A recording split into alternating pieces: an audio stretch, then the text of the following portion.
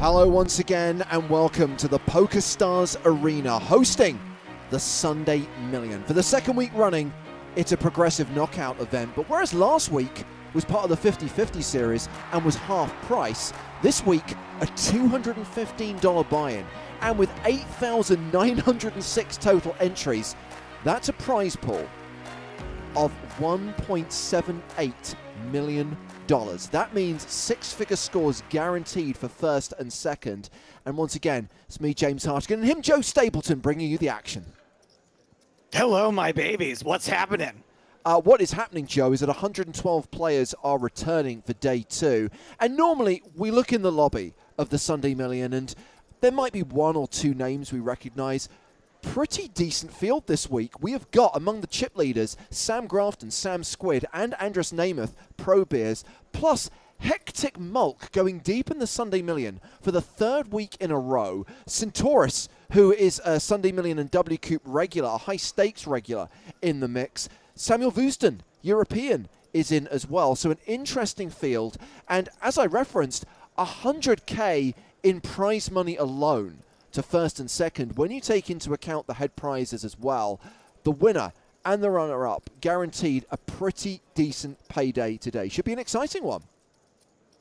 Yeah, I'm loving it. We've got the whole spectrum here of players. We've got people we don't recognize, people we recognize from the smaller stake stuff, and people we recognize from the biggest stakes we see online. So this should be fantastic.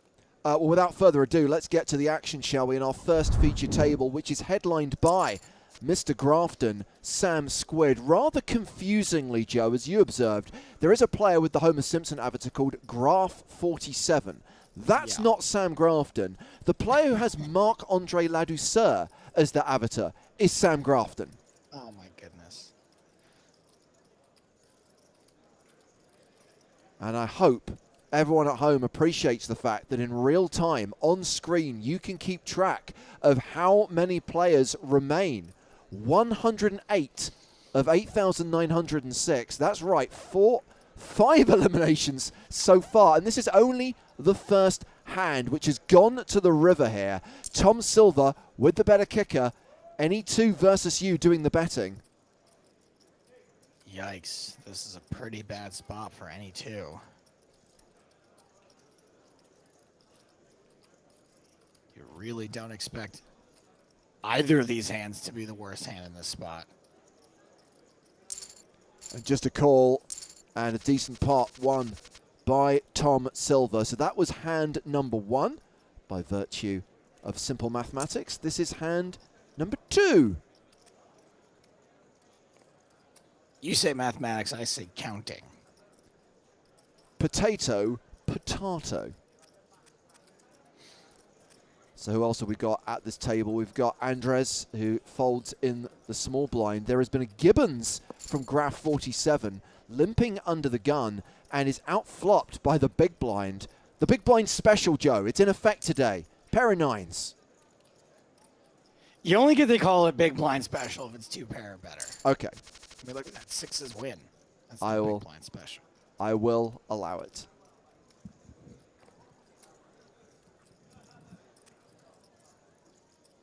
Grafton out of the gun with the old 3-7. Sure, don't put on a show for us or anything, Sam. So you see the little targets and you see the head prizes. A reminder that as a PKO format this week, half the prize money is awarded in bounties. If you knock out Sam Squid right now, he is worth more than $1,000.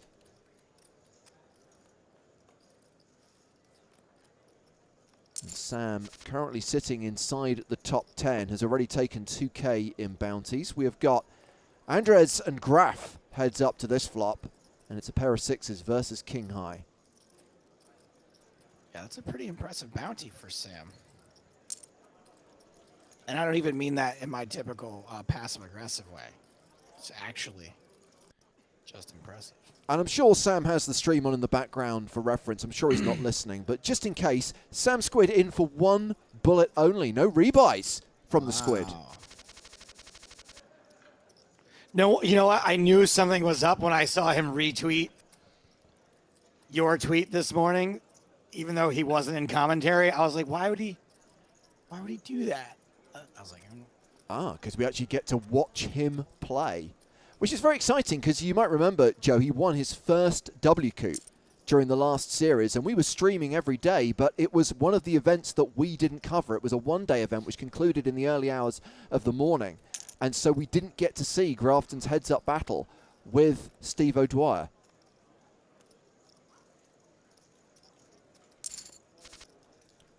Okay, well, it's domination rotation here as Cabeza pairs their 10 on the flop. King, Queen high for Graf 47. Domination rotation for the Neba Cabeza. We'll get there. We'll navigate that.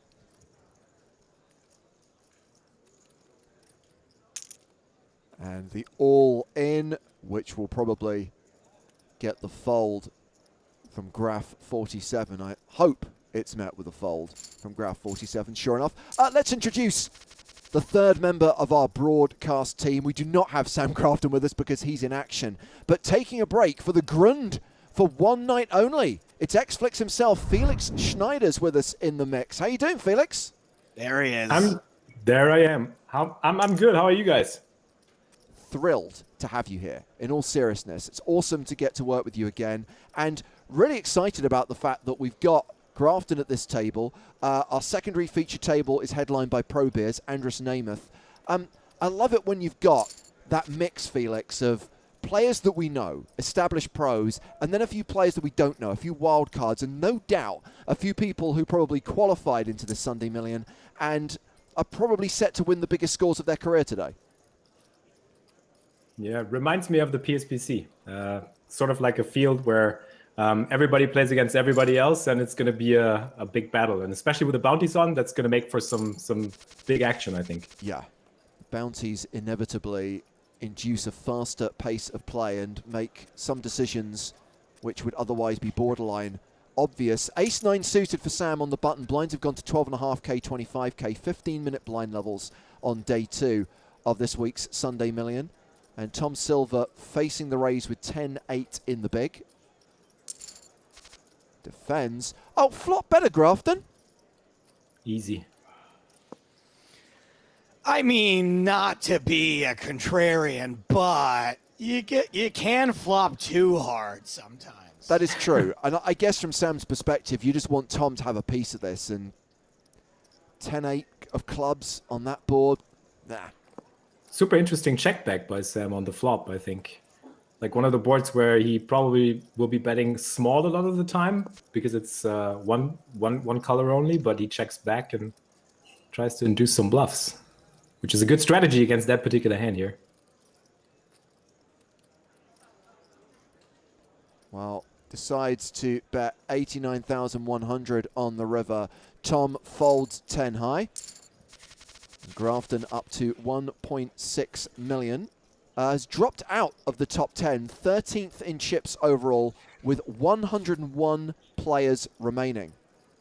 Wow, we've been fuming. Playing for 8 minutes and already 11 have gone bust. Yeah, I don't think that's going to slow down anytime soon either.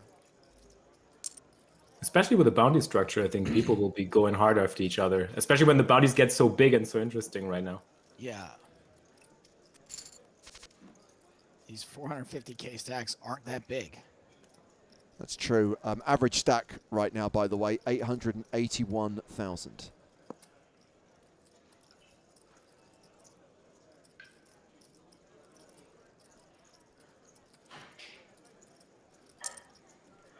So I've got the worst of both worlds right now, guys. It's -3 outside, feels like -9 with the wind chill factor, and yet somehow there is still a fly in here. So I'm cold and plagued by insects. Just pretend it's Jeff Goldblum. That might make it easier. Oh, we got a hand in the big blind. Yeah, and let's see if... Oh, Smart Aces guy decides not to put... Short stacked, I guess, and doesn't necessarily want to shove with 8-7, whereas we get the button raise from Ace-4. By the way, fewer than 100 players now, 99 remaining. if pace keeps up like this, you know, you could conceivably ladder up just from not getting it in with 7-8 of clubs. When's the next money jump? When we get to 72. Yeah, so 71st place, just by, like, it was an extra 300 odd. And we see a fold from the ace-4 on the button. Nothing to see here. But interesting that the 7-8 suited folds, especially as a short stack at a bounty tournament. That's a hand that probably a cutoff would typically shove for his stack size in a non-bounty tournament. But given that people will call him so light, it's a fold, so it's not that intuitive, I think.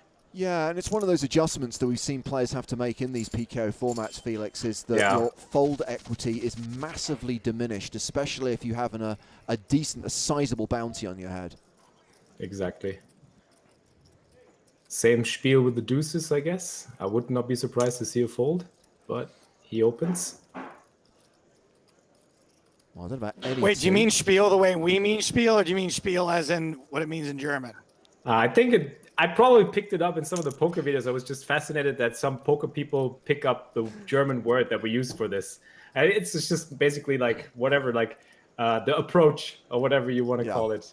That's how I understand it. But it's weird because in German, spiel is actually just play, right? Yeah. Or play. Okay, so any two versus you, flopping. The flush draw. Tom Silver, interestingly, still has the best hand, but is an underdog. So many cards. Counterfeit Tom, defeat Tom, destroy Tom. And Tom's never going to get... Yeah, and Tom has no fold equity either. Well, given he called, and hopefully not just to flop a set, this is one of the boards that are most likely to actually still give him the best hand, as we see, against all the overcard hands. So who knows? Well, we're in a situation here where it's literally 50-50 on the turn, and any two versus you has roughly pot behind. Yeah, and E2 has a tough spot as well because the 10 also hits the calling range. So I would not be surprised to see a check behind here because he probably doesn't expect he has fold equity, even though he does against deuces, obviously. But he doesn't know that. I mean, not being funny, deuces 40% on the flop, 50% on the turn. To get to the river and have 100%. And now, I guess, just hoping that this gets checked back by ace high, which it does. Oh, and my God. Deuces win at showdown.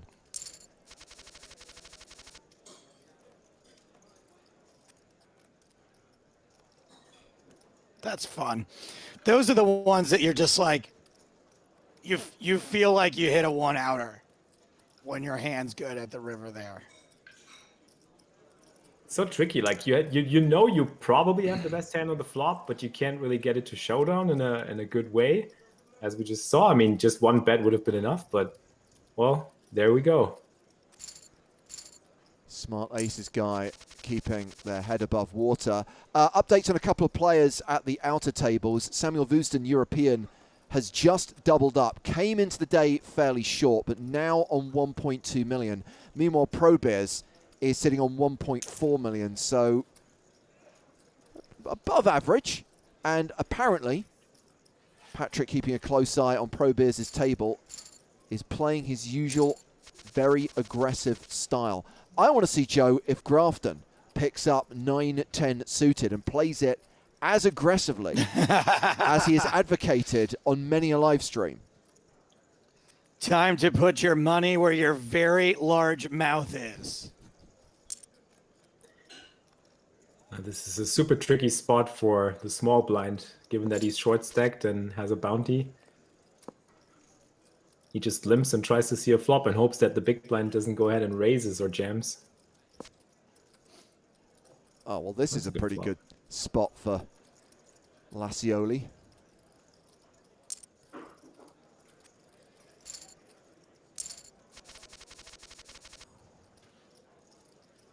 It's so tough to get action on blind battle spots sometimes when it goes check.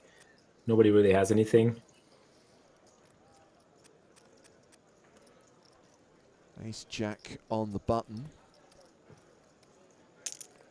And just decides to get it all in. And it's all into call. The smart aces guy. King 9 suited. Nah. This is super tough. That's close, though, yeah. Yeah, because the button could be jamming wide, as in bounty tournaments, they probably have a lot of stuff that would usually raise fold in a regular tournament still, while they just decide to jam, given that there is a bounty in the big blind.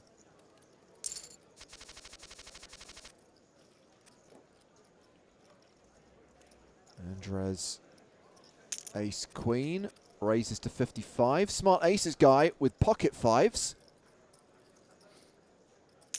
Gets it in. Well, Yeah. just has to use his equity at some point. Well, all the queens are out. Off That's to the good news. races. It's so funny to see all the cards. Yeah, and with that 5 on the turn, that's pretty decisive. The double up for smart aces guy, still a below average stack, but now sitting on 626,000. Meanwhile, aces for 21. Cute. Probably, as always, open raising aces, UTG getting no action at all. Just another day at the office.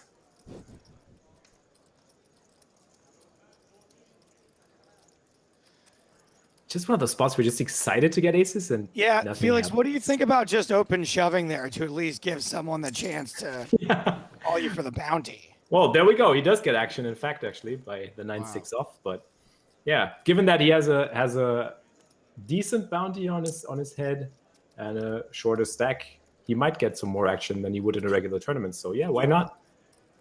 Or limp. Limp would be an option. How do you not call with the gut shot there? Are you crazy? You called 9-6, flop a gut shot, and fold a flop? Fold? Yeah, that's weird.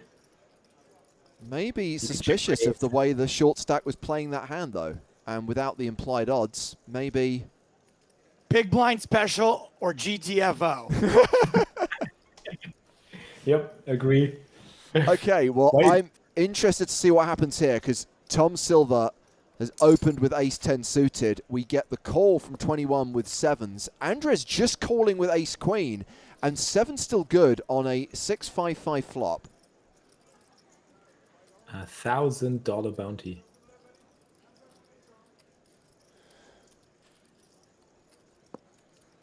Well, checked to the pre-flop aggressor. Tom does have overs. We can see is in bad shape because it's Domination Nation in favor of Andres. But right now, sevens are still good as the board pairs on the turn. And it also looks like ace high might still be good. So who knows? Maybe we'll see at least one call.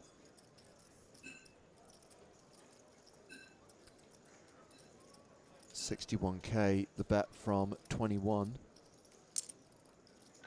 Flattered by Andres. Tom gets out of the way, and wow. Ooh. Full house on board, but it is not a chop. 6 is full of 7s, the hand for 21. I don't think you're going to feel like you're up against overpairs very often here, so this should be a pretty solid value bet spot for the sevens. Yep, I'd love to see a value bet here for sure. Checks it to Andres.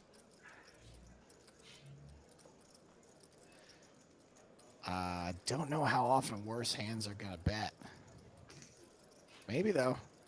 Maybe, though, he's trying to force him off the chop pot, trying to represent the overpair. Is an interesting line, and that's exactly what's gets happening it. here. Oh, wow. There we go. That makes it happen. I assume this is what 21 wanted. Well, it's all into call. Andres has 21 covered, so you call here and you're wrong, and you are out. But makes the call, good call, gets the double up to nearly 1.3 million, leaving Andres super short. As you observe, Felix, trying to push their opponent off the chop, but it was not a chop. Sevens were good there. I actually like that check. Like, thinking about it now, it's a super creative line to actually make him make that play, if it works. But the time he took on the call, the time 21 took on the call makes me think that maybe that wasn't the intention. Yeah. Exactly. It's like, don't You feel kinda so like- sure now. You're setting it up, but then when it actually happens, you're like, oh. Yeah. So, yeah, he's going to shove, and then I'm going to... Nope. Okay, well, we see Mr. Grafton in action here. Sam opening with 10s, and Tom Silver decides to 3-bet with Jack 10 off. I like that play a lot. Like, as the covering stack in a bounty tournament, it's just like being the chip leader in an ICM situation. You can just pressure so many shorter stacks. And that's probably a play that we're going to see quite a bit with the high bounties right now. Well, Sam's still good here with an overpair to the board. Silver continues. Sam check raises, makes it 312,500. Nice.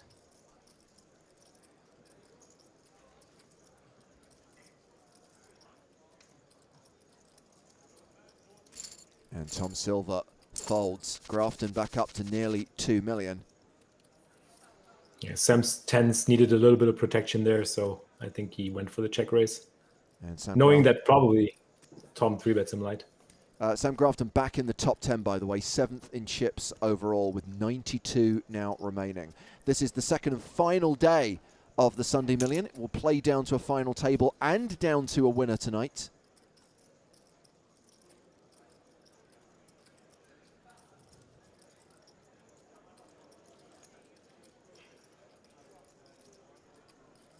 Edison opening with ace 8.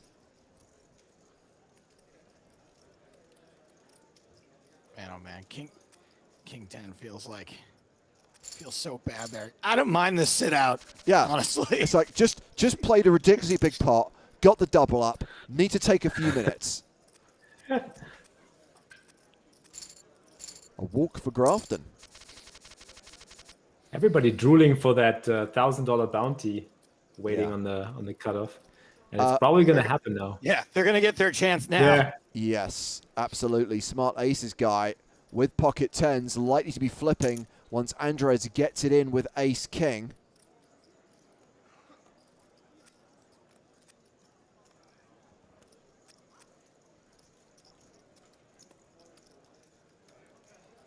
I love that dynamic when like people open at the table for a specific bounty that's easy to get.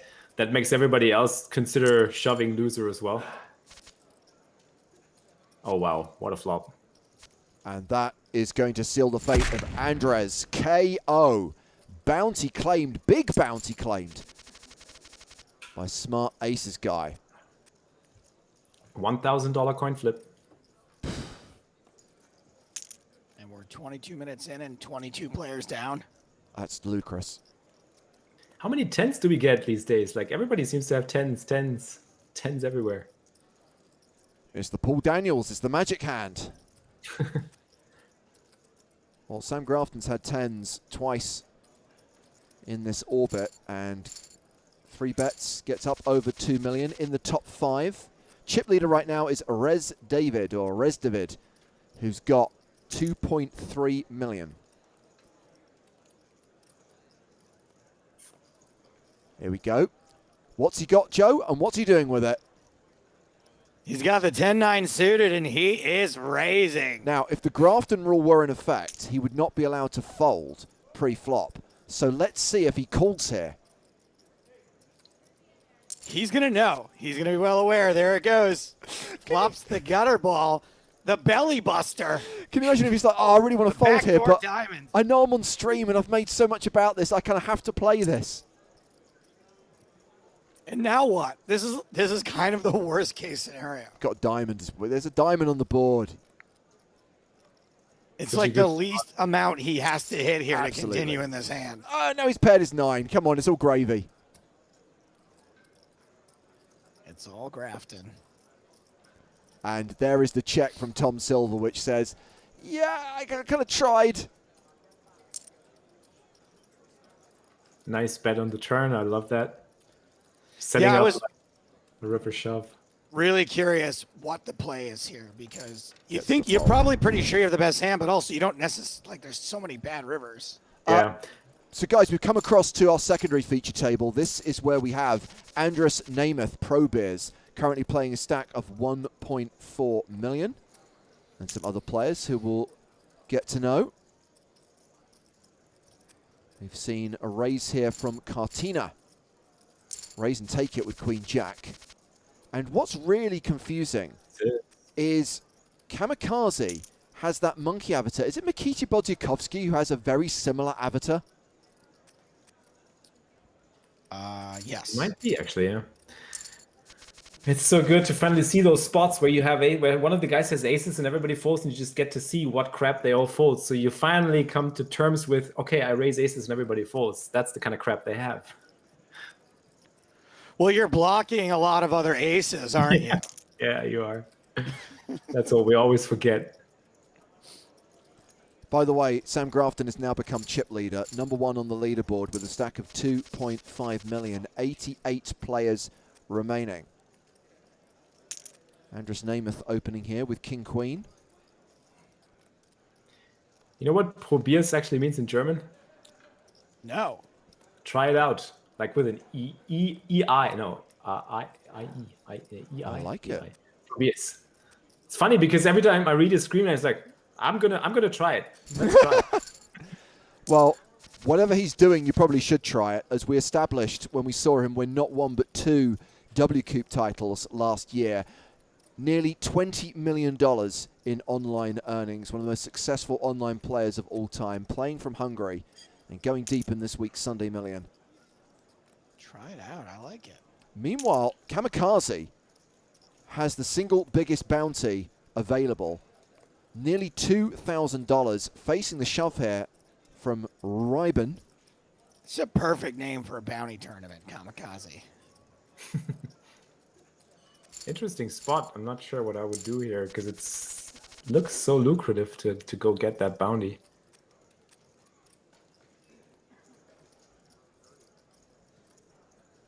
Zika raising ace deuce, round to the blinds.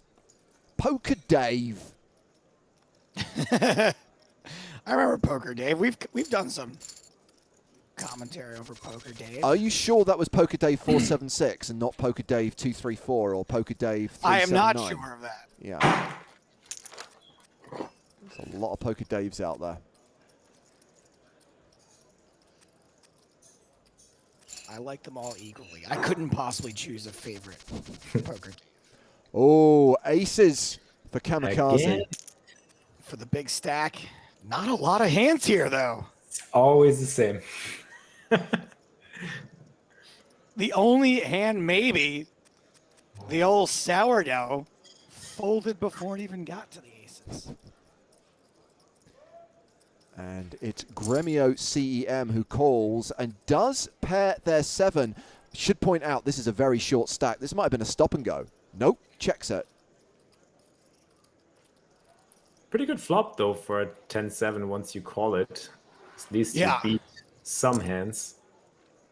And, 18% equity against aces is pretty good.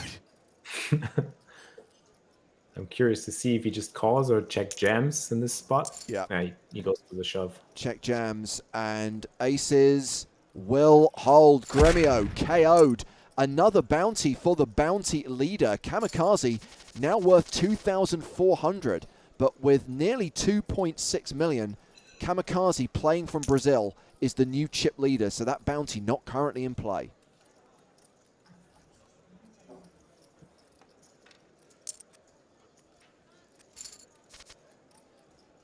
Pro Bears versus Cartina.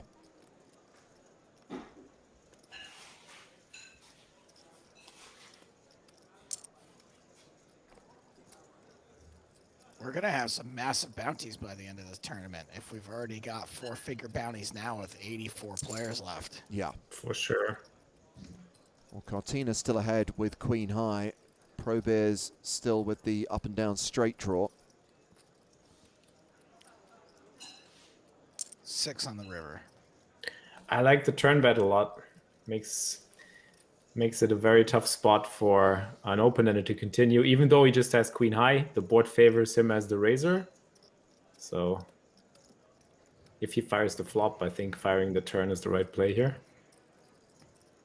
Probius can only hope that he's getting paid in terms of the bounty and the rest of the stack if he hits a 4 or a 9. Well, interesting river. Yeah, so Pro Bears bricks river, and interestingly, Cartina improves to second pair, checks it, Neither player has pot behind. Cartina, the effective stack here, 584,000. It's one of the spots. One of the spots where you just make a pair and just think like, maybe I'll just put him on a flush draw if he shoves and call. Well, Pro Bears shoves river. Now, we can see the hole cards. We can see that Cartina rivered second pair, but it's all in to call. Now, in Cartino's shoes, he has to be thinking of what kind of strong hands can Pro Bears really have here. I mean, strong kings, he's blocking king, queen. There's no real strong hand, no real strong king that he can have. Pocket eights maybe that have slow played, or pocket fives. So it is a decent spot, I think, to go for trying to catch a bluff from a flush draw, or an open ender for that matter. Given that Pro Bears' range probably is pretty wide on the button as well. Definitely the flush draw. I think that they're going to turn up with 7-6 here so infrequently, right? Like, true. But then again, what kind of strong hands can really shove the river comfortably? Look, I'm not a huge blockers guy. I think that king queen here is a hand that, like, regardless of blockers, Pro Bears is going to have plenty often. Right, and he gets the fold. He actually gets the fold. Aggression pays off, and Pro Bears moves up over the 2 million mark. So Andrus Namath now sitting in 6th place on the leaderboard. Sam Grafton currently 5th in chips. Kamikaze continues to lead with 82 players remaining now.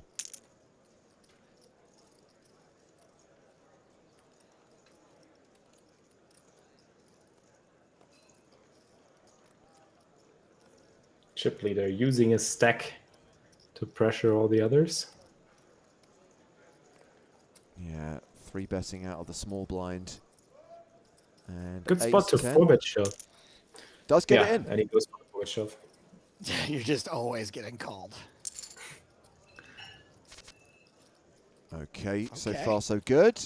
It's good. Yes. Yep. That is a double up.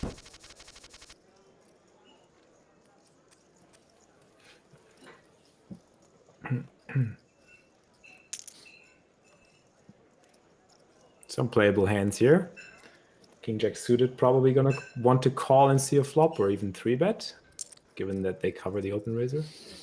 And the big blind's gonna most likely join as well. So Kojak suited, just flatting. Queen 10 is in, and that is top pair for Reiben. Open-ended straight draw for Pro Bears.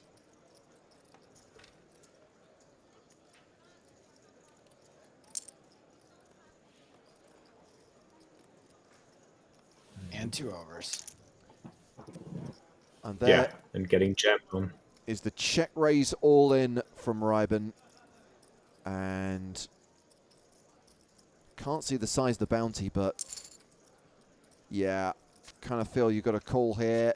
Does not improve. That is going to be the double up for Reiben. And let's go back to table Grafton. Sam here with a pair of 8s. Oh, wow. Look at this. 2 open-enders. Sam's got everybody for the moment. 7's pipped.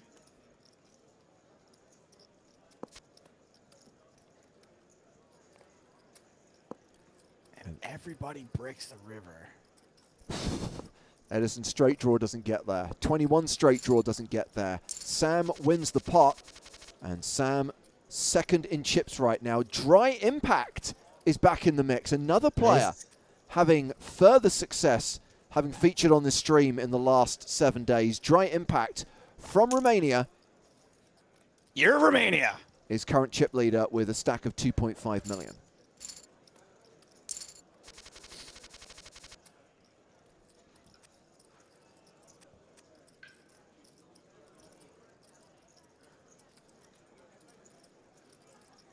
We could see some action here with the ace-queen against the king-jack, given that any 2 covers the smart aces guy.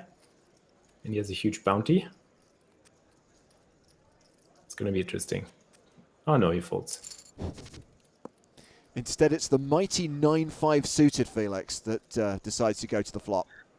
Well, the flop is definitely better for 9-5 suited than for king-jack, that's for sure. But still, every gut shot just check folding on the flop.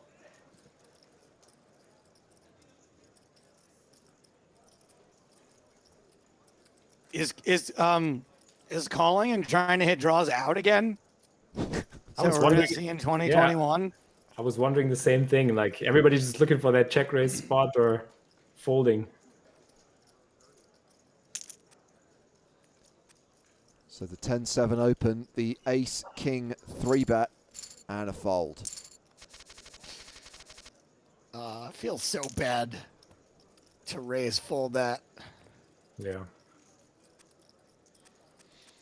Probably with that stack size, maybe just skip raising it. I don't know. I guess maybe, do you want small stacks to shove on you? Do you want like Oleos to shove the 500K and then you have to call with 10-7 suited? They have a high bounty for sure, but yeah. I can see that Samuel Vuzden is moving up the leaderboard, by the way. European currently 25th in chips. Pro Beer still in the top 10.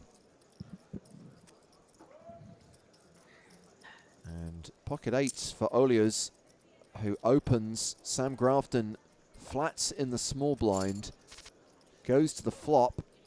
Eights still good on this King 9-3 board. Definitely a board that eights aren't going to love, though.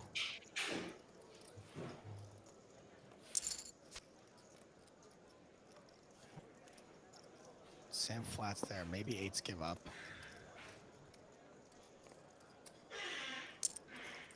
Nope. Nope. Oh, well. Kind of yes, kind of no.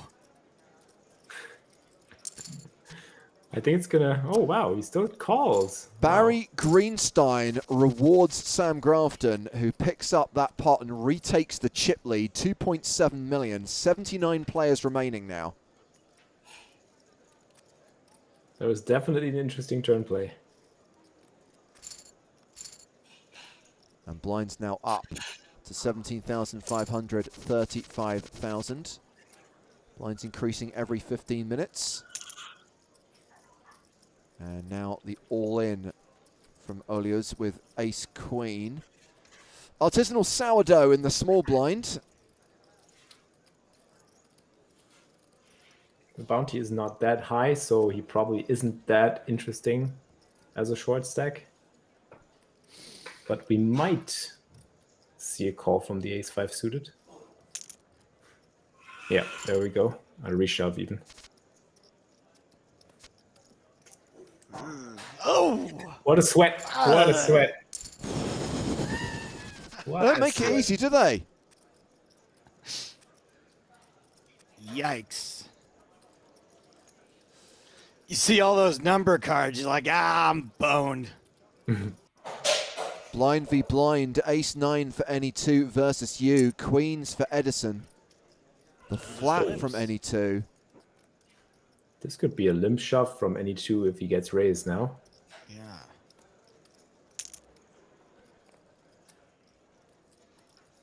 Wouldn't be surprised if he just pulls the trigger now. And chances are he is getting called. Yeah. Sure enough, Queen's big There we favorite go. here. A 9 on the flop, but nothing on the turn or river, and that is the elimination of any two versus you as we go across to Table Pro Beers once again, our secondary feature table, where we find former chip leader Kamikaze, who still has the single biggest bounty in play right now, $2,400, a stack of 2.2 million. Current chip leader is now 1EP3 from Moldova, who's got 3.6 million.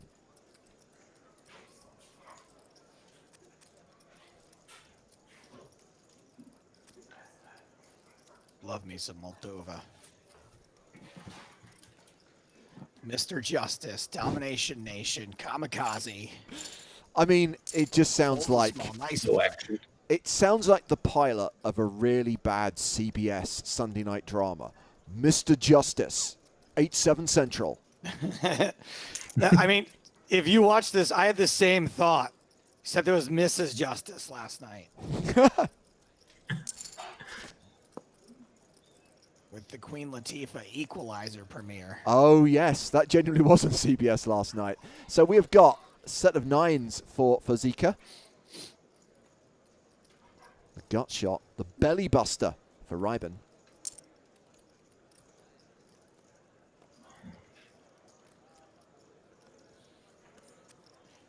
Folding gut shots now. That's it. 2021. Yep, I was just about to say it. How do we all fold those gut shots on the big blind when we flop I'm them? so glad I can fold gut shots now. That's a game changer for me.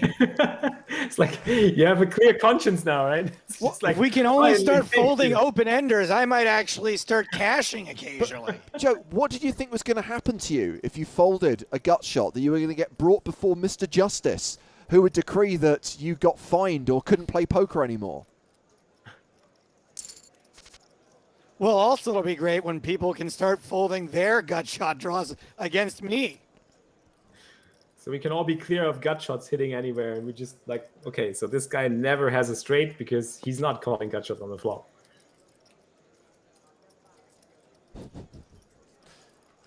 Okay, so jacks and eights for Poker Dave.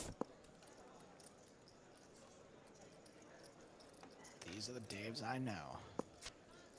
Watching the Sunday Million, sweating my mate Dave.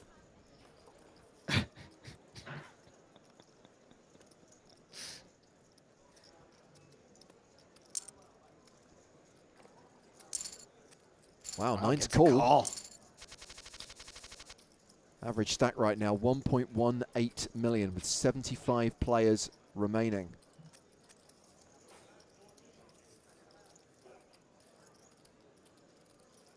It's kind of weird that Poker Dave has the same avatar as Jimmy Fricky's mom's Twitter. Is that one of these, what are they called? Trolls? Yeah. Yeah, troll doll. We used to have them in school, like when I was little. That was a trend. Who would have thought the future would have brought a worse, more annoying kind of troll? I was going to say, this is the kind of classic troll rather than the animated trolls who went on a world tour. Well, I just mean the ones that I encounter every day online. Ah.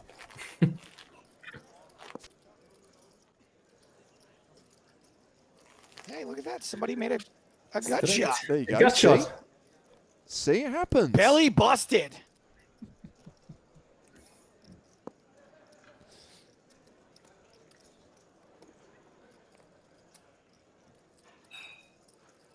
Justice for Mr. Justice. Is he gonna get paid though? Rivering third pair isn't so hot right here. Nope. Quick update on Samuel Woosden. European has been eliminated. Lost Ace King versus Queens for 3 million chips to a player called Small Kind B, who is now 8th on the leaderboard. No longer a peon.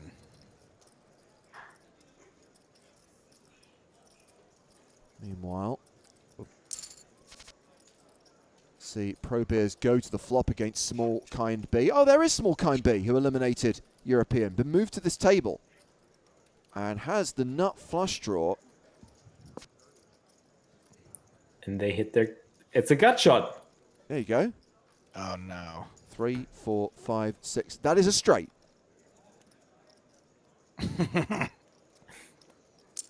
And a straight draw.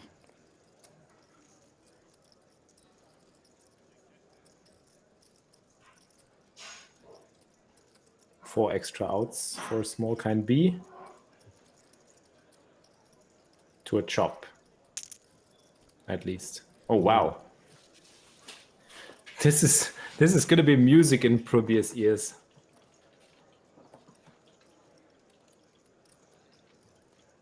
How do you play now? Do you just call? Yeah, of course you just call. If you come over the top, that looks way too strong. So you just call. 65,000 has become 245,000.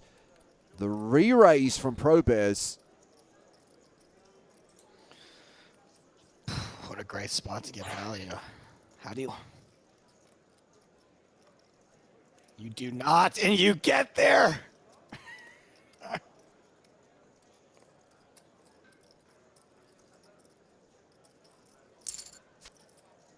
And it is a diamond on the river.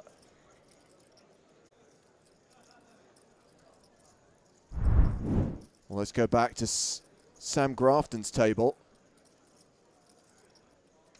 Seem to be having some issues with the stream. Apologies if you've lost us.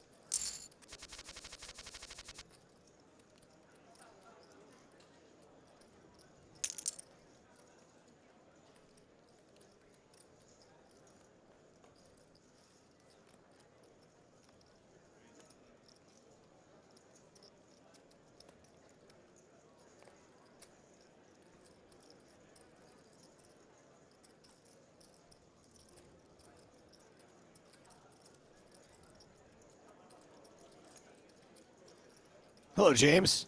I think we're back up and running, guys. Apologies for that. We're back.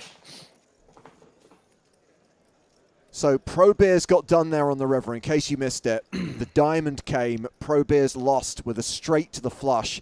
And we have come back to table Grafton.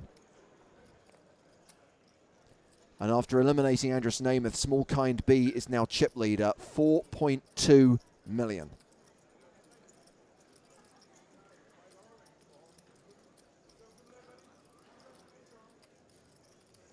Interesting decision for the pocket fours here. Because the fold equity is so little. Yeah. Can you set mine this? I know I always want to set mine. It's probably, I'd assume it's probably still better to just call the small blind than to jam here, because jamming, you just have no fold equity. Even if the open raiser folds, the button will always call. So I just really don't think we can do much else than just call and hope to flop a set. I mean, I guess you can just fold. Yep. But there was already plenty of money out there.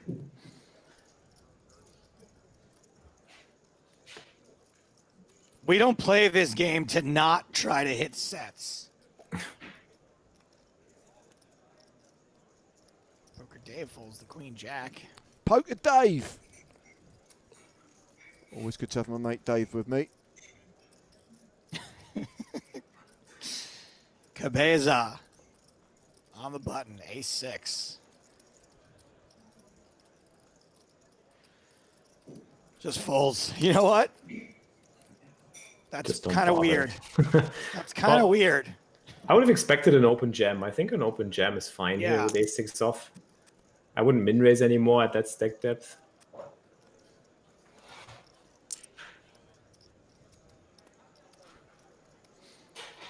So we've got Dave opening here with ace-9 suited, Kahlua with sixes, and it is a king-9 deuce flop. So second pair top kicker for Poker Dave. We're literally on a pay jump, Felix.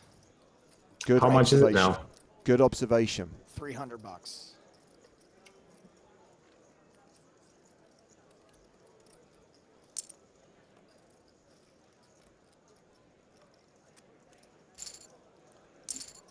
And Dave wins that one.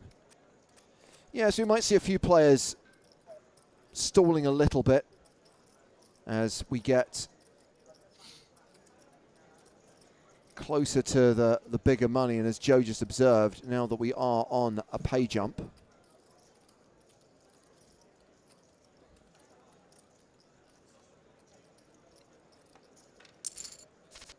Chips ahoy, nice. deuce versus fives. Hits a set just like that.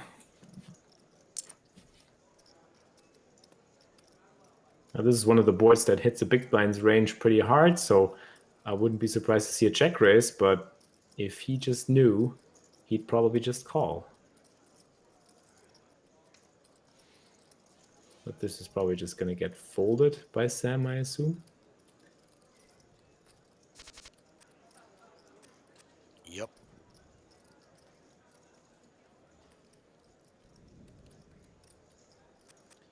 Mari Wanda asks, so does anyone know how that hand turned out? The straight versus ace-5 of diamonds on the draw. Yes, jack of diamonds on the river. Massive pot. Did Pro Beers go broke on that? He did, yes. Pro Beers has been eliminated. Pro Beers is gone. Pro Beers no longer in contention. He can no longer probiers, which would be in German. He's pro-beersing something else right now. Yeah. So we see a shove from the jacks. Short stack, trying to get someone to go for his bounty. And the big blind might actually consider it. No.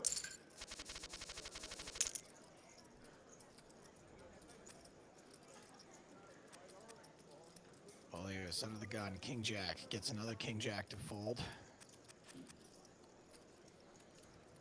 And looks like that pay jump has happened. Yeah, down to 71 now, so everyone has guaranteed at least $1,185 in prize money. In addition, of course, to the bounties you claim for knocking out players. And here we have Sam Grafton, Sam Squid, with pocket queens. Opens to 70k. And I guess our eyes are focused right now on Olias, who's sitting in the big blind with ace-jack. Although, Edison complicates things by flatting with ace-4. Classic Edison.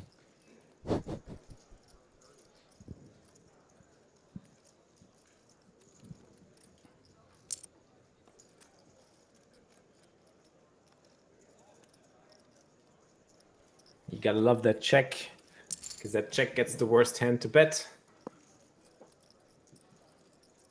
And that's a tricky turn card though for Sam. I mean, there's no real King X he has to fear, not really. But still, there's some rivers he's got to sweat, I think.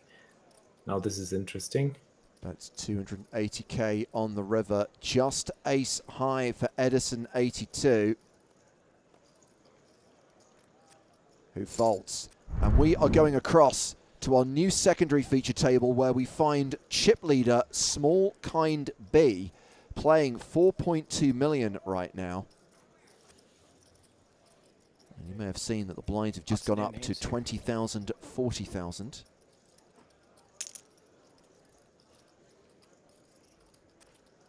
Solange. Solin.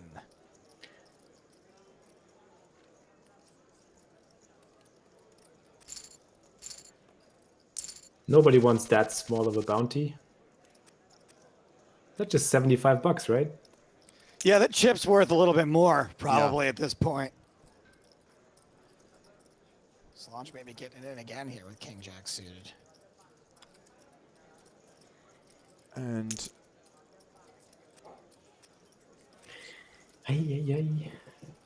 yeah, Solange has only knocked out one player, hence the single bounty. And Solange is KO'd here. King Jack loses to aces. And their bounty is claimed. And we have more big hands, guys. Queens, ace, queen suited, and tens. This could get really big. So let's expect a shove from Itzok. What's his name? One sock. 1T sock. One sock. 1T sock. 1T sock jams. $1,000 just like that. And the tens might even go for it now. Yeah, I mean, they can't fold. Yeah. There we go. And the ladies, I don't think they're folding either. Yeah. Because Small Kind B could just be going after the bounty. Huge pot. Oh, 10 on the flop. What a flop. And an ace on the river, sick. which is inconsequential. That is a double KO. Two bounties claimed by Small Kind B, who we established was the chip leader and has consolidated that chip lead, now up over 6.8 million. Just to put things into perspective, one EP3 is the second biggest stack and has 3.4 million. So a 2-to-1 chip advantage with 65 players remaining for Small Kind B, who's back in action here, 3-betting with ace-9. Let's go. Put your foot on the gas and don't stop to the final table.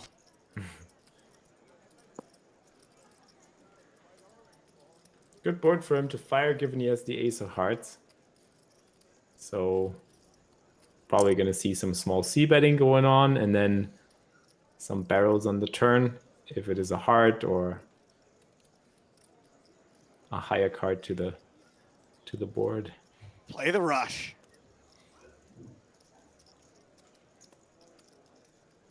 Pocket eights could actually go for a check raise here. Does. Yeah, that's what we see. Try to protect their hand, try to protect the equity and not get bluffed, just exactly trying to prevent that barreling from happening. Oh, wow. Yeah. It's Small like, count B isn't done yet.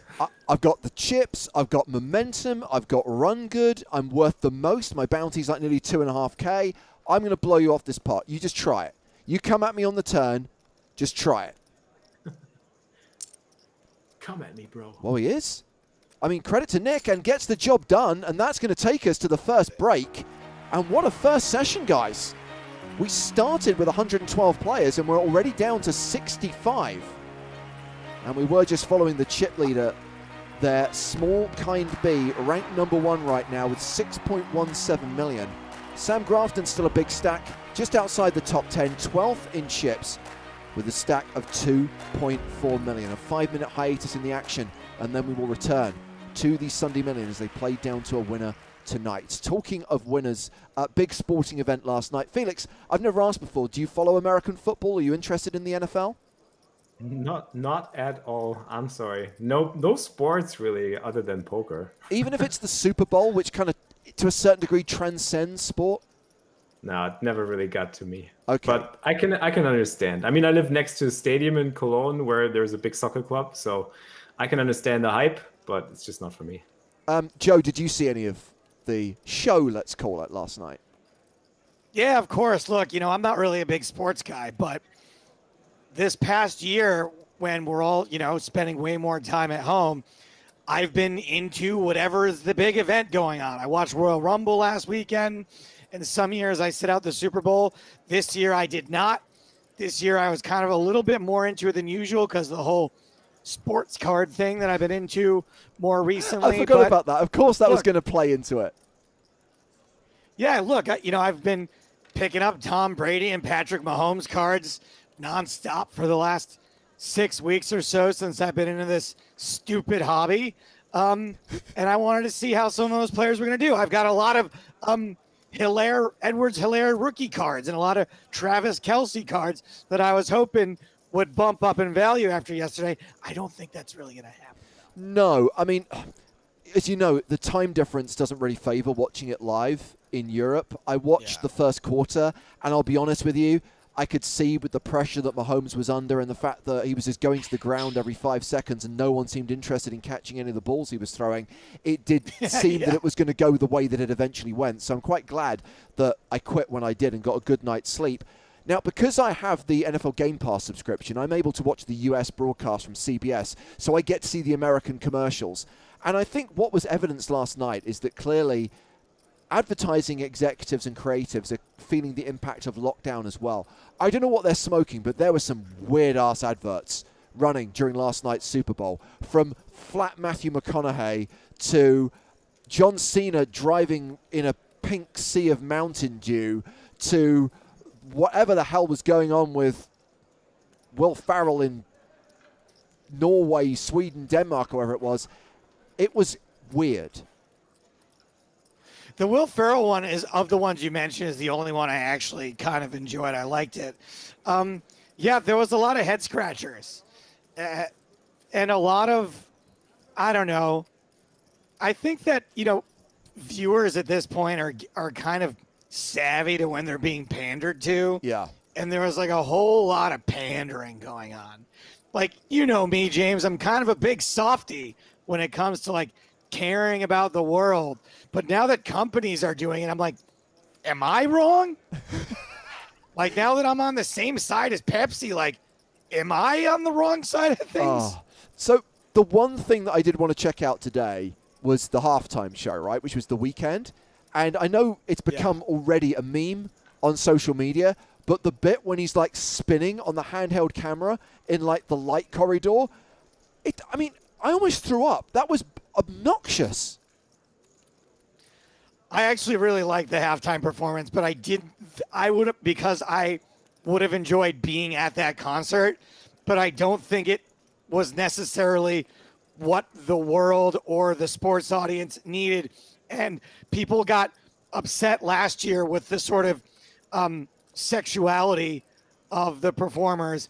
And I think the weekend, as far as what his subject matter of his songs is about, is way more inappropriate for a family audience, even if it's more sort of subconscious, harder to sort of interpret what they are. Yeah. But if I had been at a weekend concert and seen that show, I would have enjoyed it. So I did, but I don't think it necessarily was a very good fit. Well, as you know, I'm not the world's biggest Tom Brady fan. Never been a fan of the man's politics, but I have to concede, he's close to my age. He played in his 10th Super Bowl last night. He now has 7 Super Bowl rings. The title of GOAT is clearly due. The guy's a phenomenal talent. You did mention your sports trading cards, Joe. I know we're going to get to those a bit later on this evening, but right now play has resumed in the Sunday Million. So let's go back to Sam Grafton's table. I say we're going back. I'm going to leave you in the company of Joe and Felix. Adios, James. Enjoy the time. Here we go. Back in action. 65 players remain. I will be perfectly fine if we half this field every time we take a break. We started with 112. Now we're at 65. Wow. Yeah, I mean, bounties, right? It's all about the bounties. Things go quick. We just saw that huge multi-way all-in. In the words of Daniel Negreanu, bounty, bounty, bounty, come get some. Top pair here for Edison. And it looks like the table just broke. We just had a seat fill in here. Sam Crow. 21 with 2 sevens. Guess what a third 7 would make? Every time. Not anymore. Not anymore. I don't know. How do you feel about it, Joe? Like, does it still come these days, the 7, or has it just gone down the hill? The 7 really hasn't been coming that much these days. Right. Yeah. That's what I feel as well. Like on my stream, the 7's never coming anymore. It's just done. Seven's just nah. 7 for a while. Yeah. Maybe the 7s are just on a break. Yeah, maybe. Oh, we got some action here. Got ace smart queen. Aces guy with ace queen.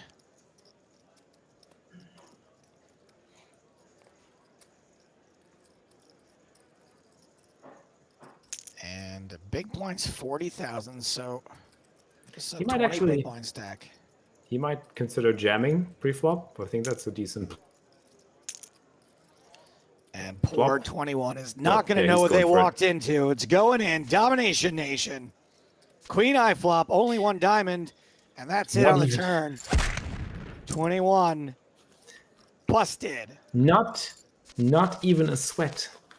So cruel. No sweat. Drew 1 too many cards. Yeah. And smart aces guy has a bounty worth over $1,000 now.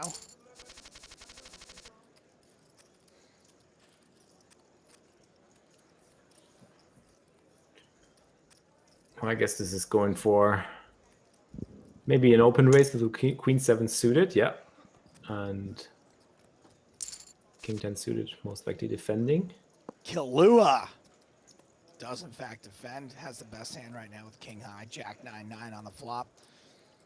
Queens and 7s live. He has a gut shot, so let's see what he does with this one. You're right, sorry, Queens and 7s not live. That queen would make a gut shot. That queen would make it, yeah. But that's a good turn card for Edison. He can actually bluff that and get away with it. I think he's probably going to take this one down if he fires.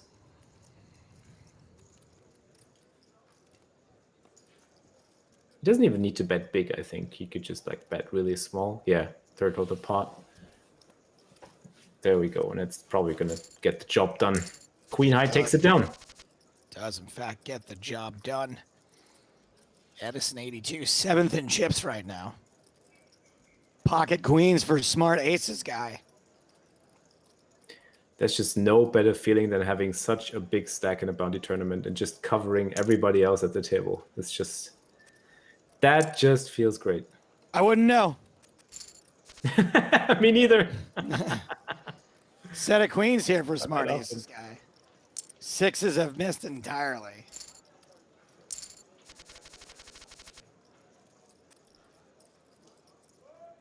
Moving on. Sam Crow with Queen Jack. Does not want to get it in. Kilua, pocket 9s.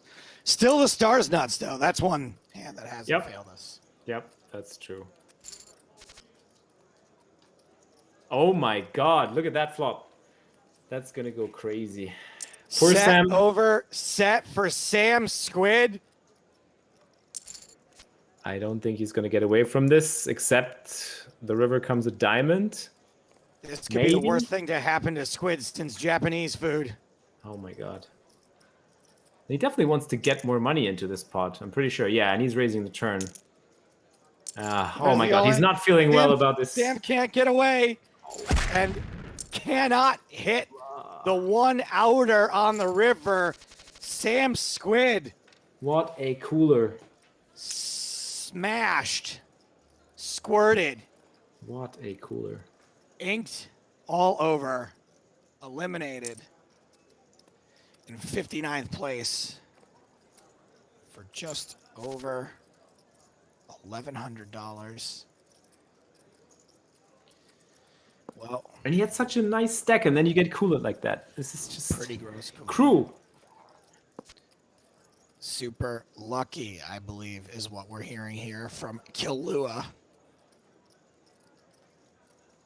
who has eliminated Sam and is now second in chips.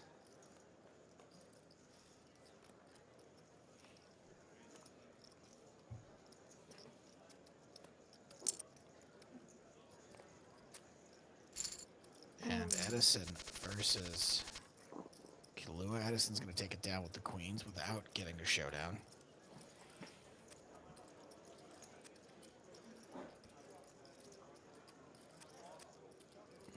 So interesting. This format just doesn't allow for much play with low-suited connectors when you're covered.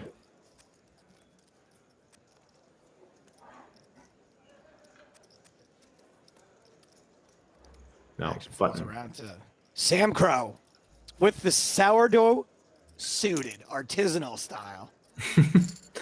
All in. And gets 2 folds. Okay, so after tens, ladies is the next most frequent premium Pretty hand that we close, see. neck and neck, yeah. Yeah. Everybody got queens and tens these days.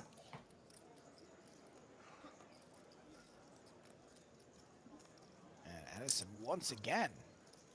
I actually love the flat call, given there's the short stacks and the blinds. You can actually like get more value from them, maybe shoving or calling and joining to see a flop. And that's what happens. And King Queen is not doing terribly against queens on this board. That's true. Still a couple outs and probably going for maybe a check call against a small size. Every jack, every king still live. Nope. Check folding. Wrong color. And King Queen does fold. Wow. Twice we've seen Kilua just give up against Edison. And both times in pretty bad shape. Maybe he's telling himself like, I got lucky enough already. All right, let's have let's kind of the opposite approach of most people. They're like, this will never end. Oh, I'm out. Maybe ashamed of his luck right now. Just I'm gonna hit it anyway, so okay, let's let him have it. Edison getting more frisky now with his big stack, but yeah, that's the way you play the big stack in a bounty tournament. Just 3-bet people that open and go for their bounty.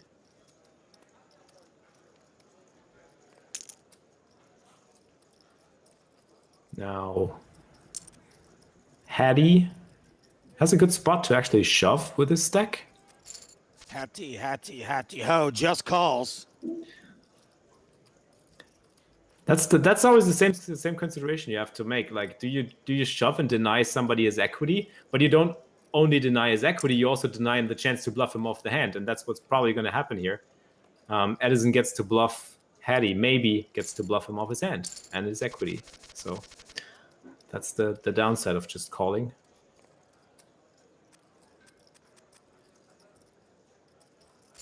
And a couple of really short stacks at this table. Sam Crow, Hattie, Lolius, and we just got a solo low. It was the shortest at the table. And Edison making some loose opens right now with his stack.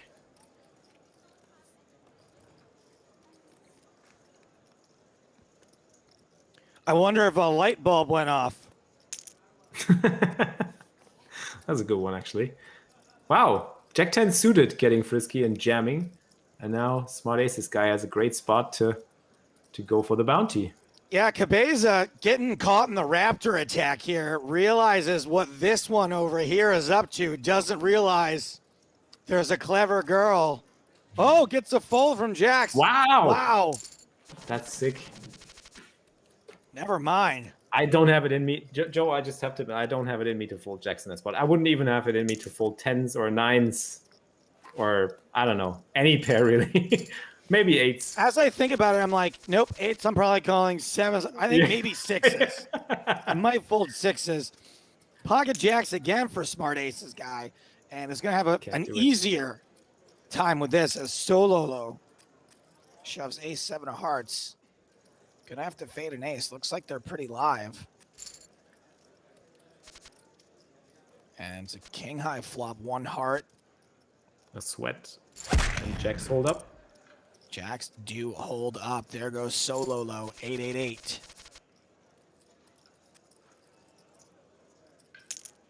In 54th place. And the money it's showing they cash for, guys, that's just average highs payouts. It doesn't include their head prizes.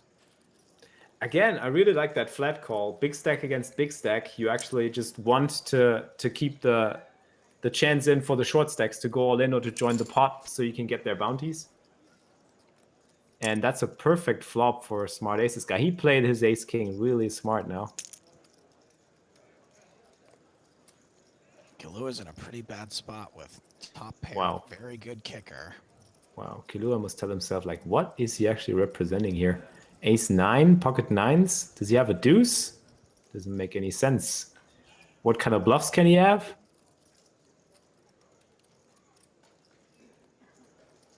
And you can pretty easily convince yourself that you're blocking the better aces. Yeah.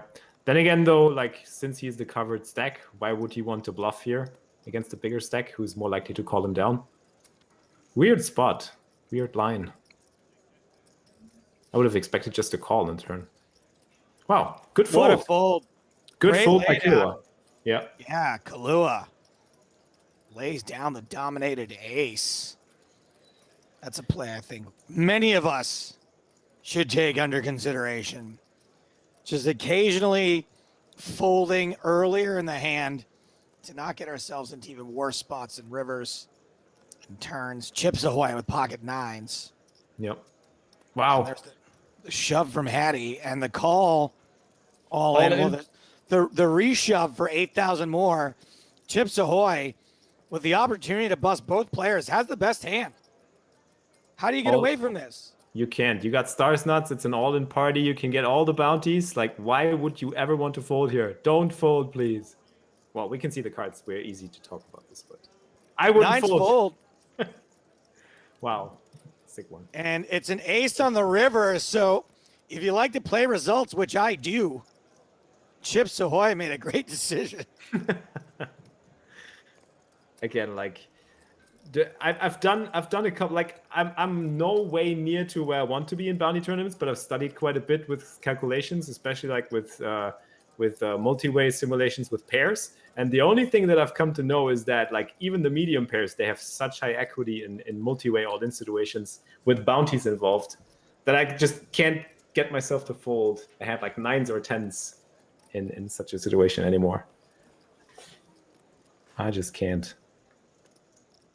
Oh, forced all in this hand. Added money in the pot. And 9 deuce compelled to come along. Unfortunately, 9 deuce whiffs entirely. Ace 4 flops 2 pair. Pretty unlucky for Olius. I mean, you got a strong chance of chopping Ace 4 against Ace 3, but once this 4 hits, you are pretty much, that's it. Wow. Of course. When did you like your hand, sir? Smart Aces guy knocks out Oleus. We're down to 50. He's on a roll. That's right, wild card. Hashtag death by quads. Quads. I might add. 4 squared. Hattie flops second pair, puts in a small bet. And I think that's going to be it.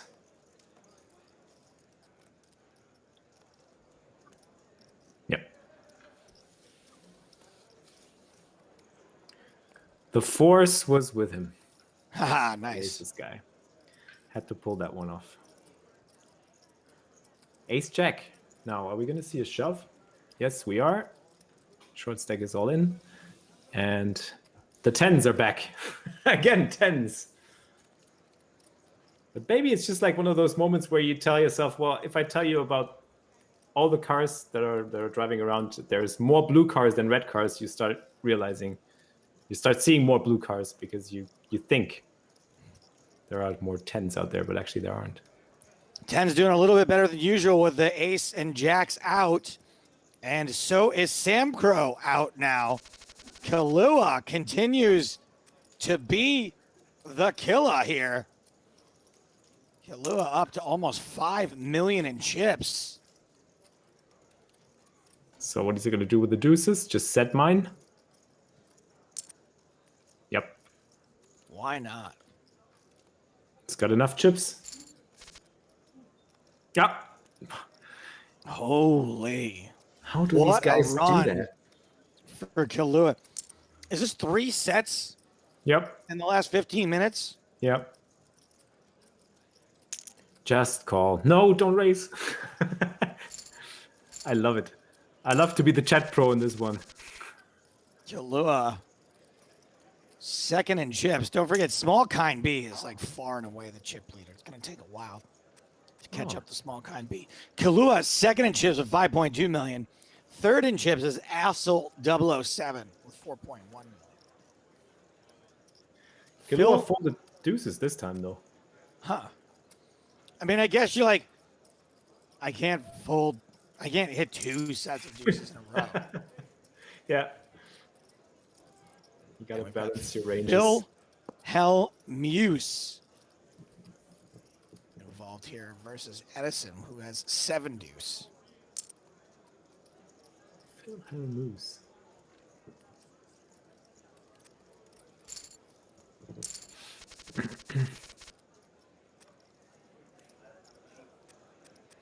Oh, there's only one good hand here.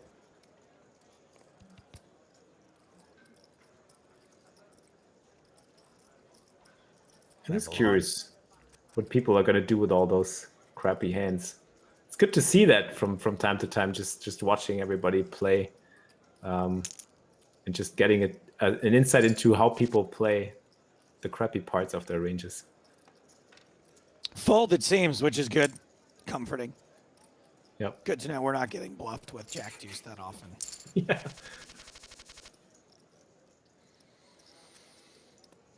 Got ace king suited for Hattie. Pocket fours for smart aces guy. What about small kind B? We've got the 2 biggest stacks in the tournament sitting together now. Directly next to each other. There's the shove from Hattie. And Good small spot kind for B. Hetty. Yep, gonna have to let it go. It's been such crazy action for the last 15 minutes that when nothing has happened for the last 2 hands, I feel bored. Yeah. What is this? We are not entertained. It's been 45 seconds since someone's been horrifically coolered. Yep. Or at least 3 people were all in for 2 bounties. All right, Oh, we got tens. Small kind B. The 10s are back. Yeah. All the 6s are out, so we're probably not going to see a major disaster here for 10s. Although saying that, maybe it comes down 3, 4, 5. Is he going to get called, though? That's still a bunch coming from UTG, but he also has quite an interesting bounty. Very tough spot for 6s. I don't know. I think I can understand the fold. Well, the 10s are back, my babies. And this time, Queens. against Queens So are and the Ace Queens. King. Man, oh man, I swear, guys, I haven't been cranking it at all today. The cooler crank has remained untouched. It's almost dusty. There's the We haven't queens had all those in. Will we see a reshove from small kind B? Indeed we do, and Phil Hellmuth must make the call. Jack high flop. Sweat. Nope. Queens hold. We do lose Phil. Wow, small kind B actually gets the bounty though, because he only covered the other guy. It looks like. Crazy. Down to 45. The last 5 tables. We're now checking in on Poker Dave. Chips Ahoy. Kahlua. Looks like luckily Kahlua and Small Kind got broken up. Probably for the best for both of them. Mm-hmm. Sorry, Jivers. Sam Grafton is not still in. Thank you for your question.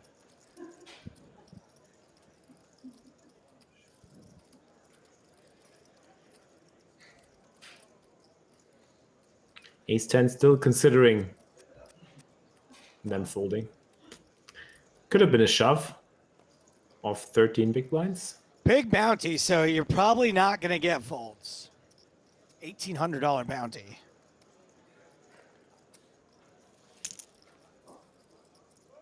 We've got King 5 of spades and Vladislav getting away with one there. Chips Ahoy did not want to call it off with 7 high. Not a huge stack for Chips Ahoy either. Big blind's 50K now. Renee asks, what does the next player who busts out get? They get money. Thank you for your question. King Jack suited coming in with the open raise. Chips Ahoy in the big blind. What's Ladislav thinking about here? I don't know. Suited king. Stalling a little. Where are we at for pay jumps? 44th is a pay jump. There you have it. That's what they're thinking about. They're thinking about Vegas and the Bleeping Mirage, and what a flop here.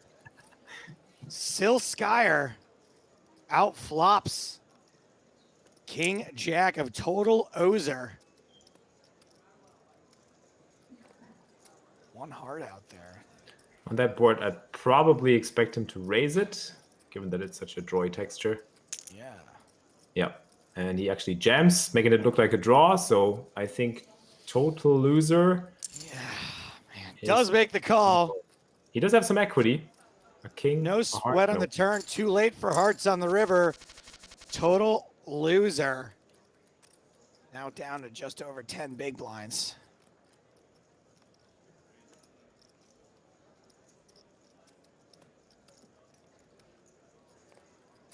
And Nick raising from late position with Queen 10. Vladislav fairly short. King Jack lets it go. The pay jump has happened. There will not be another one until 26th place.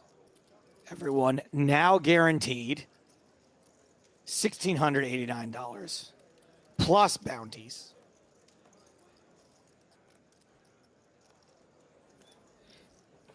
Now, the pay jumps are not that interesting in comparison to the bounties at the moment. They'll get bigger once we get to closer to the final table.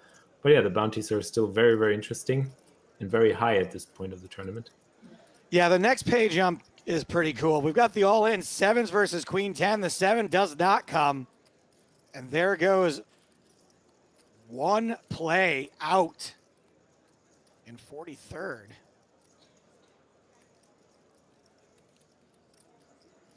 Yeah, once we hit that 26th place pay jump, everyone's guaranteed around $2,500. And from there on, it's all gravy. It's always tricky to kind of find the sweet spot or the spot where things just shift around and the bounties are not worth that much anymore. And going for the pay jumps is more interesting. That's the critical point in the bounty tournament, I believe. Yeah. I myself have made so many mistakes in these stages of the tournament. It's so easy to make mistakes here. I always make these bad mistakes where like getting in with kings and then my opponent hits a 10 for a set of 10s. Or calls Or with like a king jack suited. Yeah, stuff, mistakes like that where, I just don't do a very good job of not letting my opponent hit turns and rivers.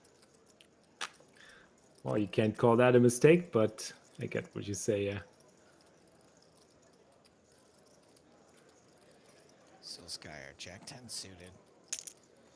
Always a hand that seems great pre-flop. Just a great pre-flop hand. And then after that, just looks so pretty.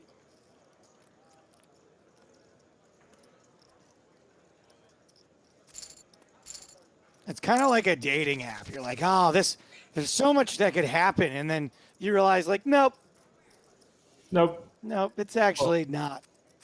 Everybody folded pre-flop. Everybody full of pre-flop are just horrible in actuality. What? Yeah, I just like ends up happening. that flop sucked.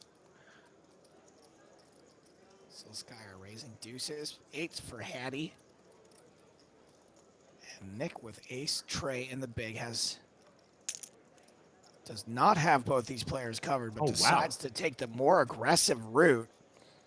Gets the covering stack to fold and the much better hand to fold.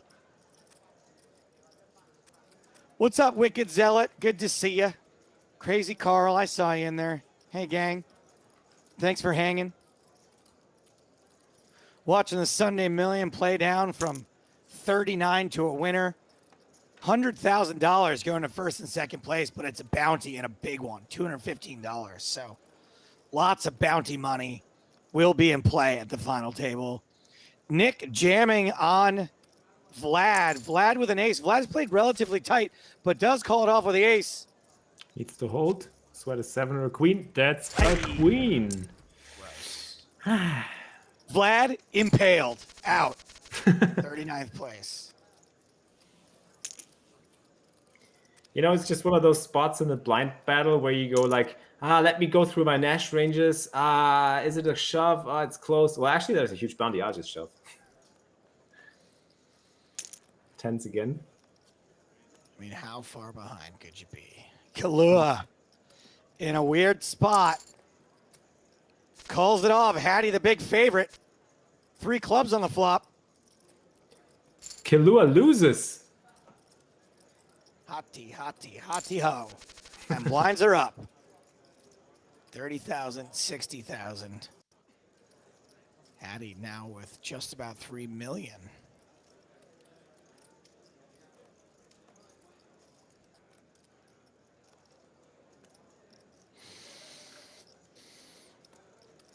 Deuces again on the button.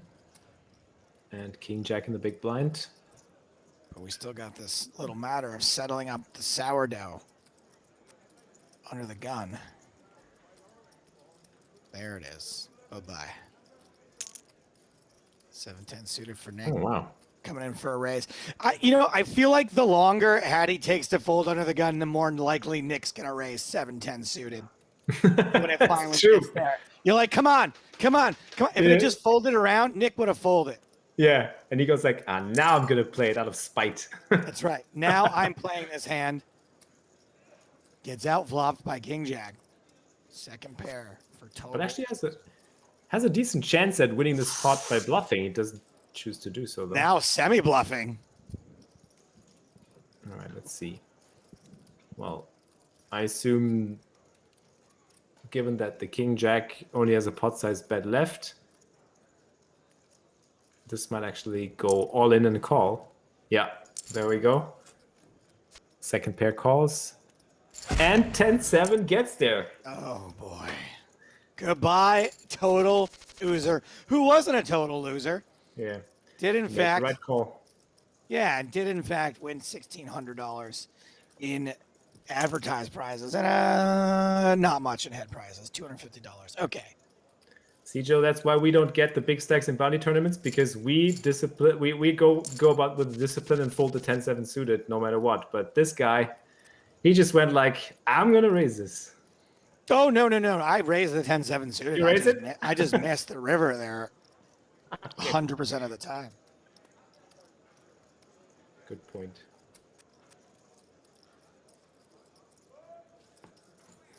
I'm just not capable of doing these things that these other people are capable of doing. And that's why I'm here. And they're there. And it works out very well that way. Yeah. Solskjaer raises a 6. Pretty bad hand here. People folding your big blind in 2020. 1. All right, we got 7-10 suited for Solskjaer. I feel like 7-10 of hearts is better than 7-10 of spades, but hey. Wow. 7-9 defends and flops 2 pair. You'd expect Solskjaer is going to continue here. Doesn't. 3 spades on the turn. Too late for a spade draw. And Nick decides to fire. Solskjaer probably electing not to bet the flop, to call a bet there, and does. The 7 still beats a couple draws, though. Mm-hmm. So maybe Jack 10 busts, 10-8, Queen Jack, diamonds. Nick going for some chunky value here. Definitely wants to target kings. Would be pretty lucky to get a call from a 7, but as Felix said, there's some ways to justify a call here. And yeah, and he goes for the call. Sick. Can't really blame him for that even.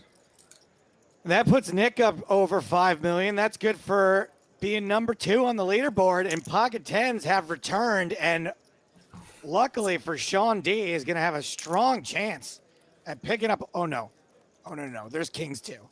There's also kings. Oh, Sean D. Well, 10s are going in for sure. I mean, how can they not? 2 bounties, and we got pocket 10s. 1 10 left in the deck. Couple of 9s, all the kings. There we go. There we go. That's what we'd like to see. And oh boy, kings hold. We only lose 1 player. Chips Ahoy out to sea. And that table is broken as we're down to the final 4 tables. 36 players remain. And that, no, still small kind B and Nick, number 1 and 2 spots. Small kind B right here, back at this table, back on our feature table. bounty tournaments are just beautiful. I just think they're beautiful. They are beautiful. The carnage can be quite disturbingly gorgeous. Yeah. Well, at least it's fun to watch. El Canvas with pocket 5s facing an open. Flats. And it should be heads up to this flop. 8-8-4. 5's probably a little. That's a good flop for 5s. Yeah. Maybe we'd like. I was just about to say maybe we see a little protection raise here on the board. But yeah, you can just take it down now with a bet. Just bet like a quarter or a third of the pot. There we go. A little more than a third, and Easy. pot taken down. Easy peasy. Easy like the grund. The grind. Oh, the grind can sometimes be tough, but at least bounty tournaments make it fun. What kind of volume are you putting in these days? X-Flex? Actually, not that much anymore. Like, I try to get more by playing mostly turbos and hyper turbos, and I actually specialized in bounty tournaments. Like, for now, I'm just trying to stick with 3/4 of my volume are actually bounty tournaments, and I try to study them a lot on the stream with my community.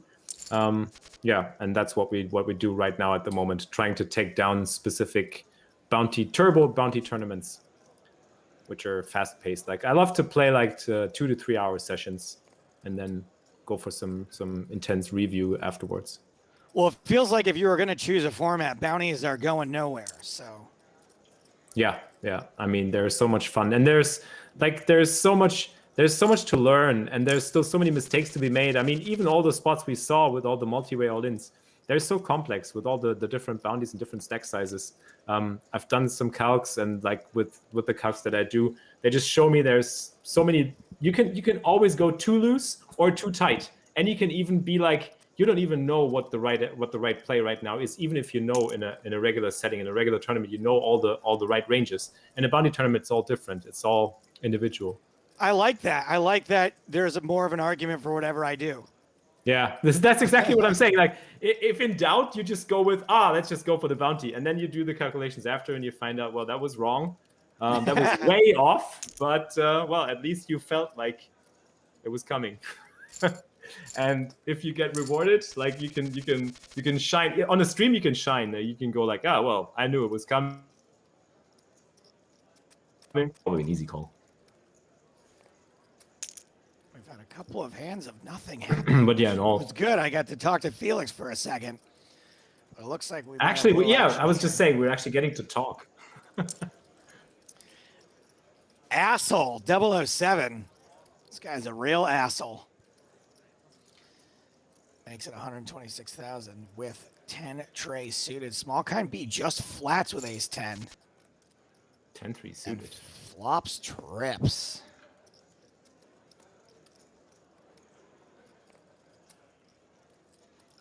So my community is in the chat as well. Shout outs go out. I recently made that one call with Queen Deuce offsuit that they're still mocking me about. There's a clip of me calling a multi-way all in with Queen Deuce off. Like, super convinced and pumped that it is correct. Running the calc after and seeing that was like way off and just burning money, basically.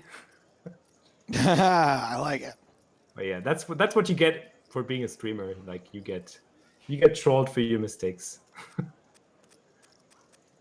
That's why you got to be like me and making mistakes your brand. Yeah, that's perfect. I love it. 35 players to go.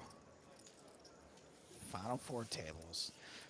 8,900 entries in this event. So to make the top 35 out of 8,906, very impressive. And I think at this point we've gotten rid. Nope, there's still one really pathetic bounty. Retry TM with just $206.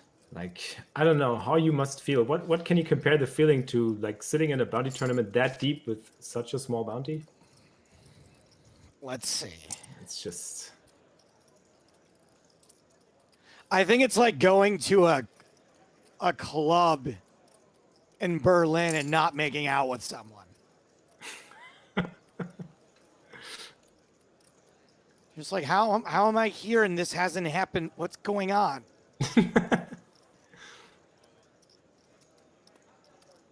Your bounty is too small. Exactly.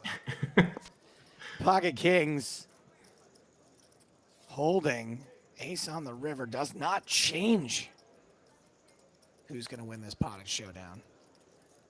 Well, small kind B could try to turn his hand into a bluff. Yeah. But he's facing a bet now. Well, Not given the opportunity. interesting. Like, I was wondering, was that bet a bluff or was that bet a value bet? I think it was more of a mix of the two. Well, we're going to see an all-in for sure here with the ace-king. Retry. Domination Nation needs to fade an 8. Needs to fade running hearts. And fades the lot. Double up retry. He's alive.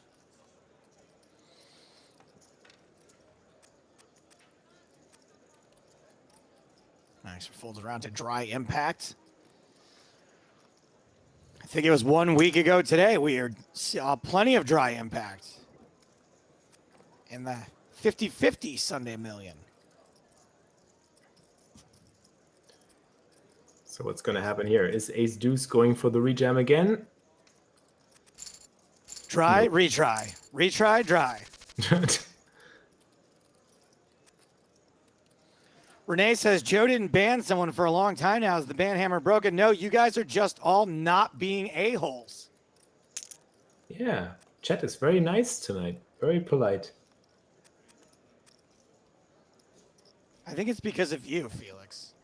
Maybe. I think you're just such a sweet boy. No, actually, well, I actually educate my chat. Like, we hit the ban hammer all the time. It goes really quick. It's just like, they fear the ban hammer already. And we got a diamond draw on the turn for ET 2008. That's cute. I don't see a lot of ET references these days. Pair of nines is good for Fauzika. Fauzika.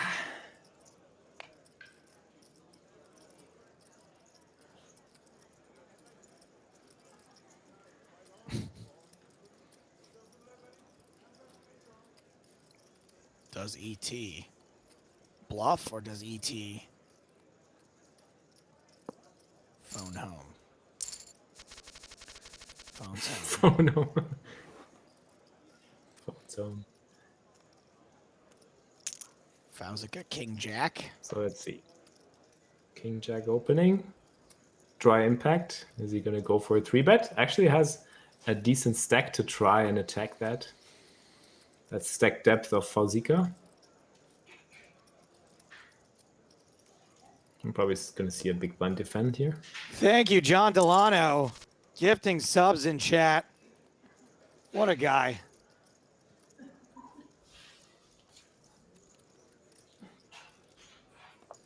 Such a good guy. I refuse to say his name correctly. Top pair for Zika. Hey, I sure hope this Zika doesn't get a big head.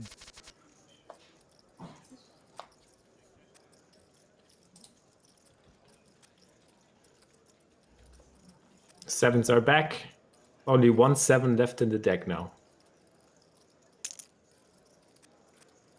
Sevens are shoving, and they're probably not going to get called. No. Yeah, we don't need this 7 to come in this case.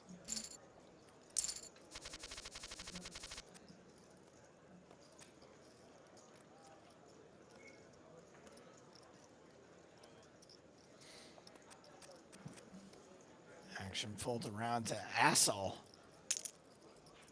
Jack 9.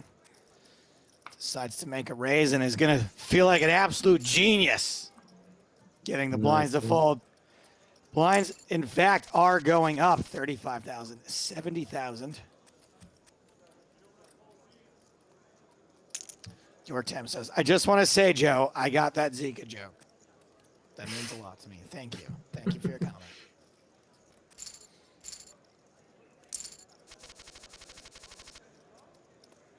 King 8 suited for canvas. Out. Folds around to what's going to be small kind B, I think.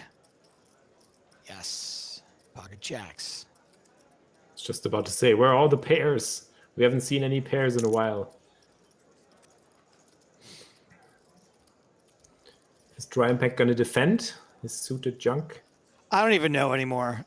You see? Yes. Yep. Set of jacks for small kind B. Bottom pair and a diamond for Dry Impact. That's something to work with. And a backdoor straight draw as well. That's Like, do you just something to work fold with. now? Like, I just lose so much in these spots.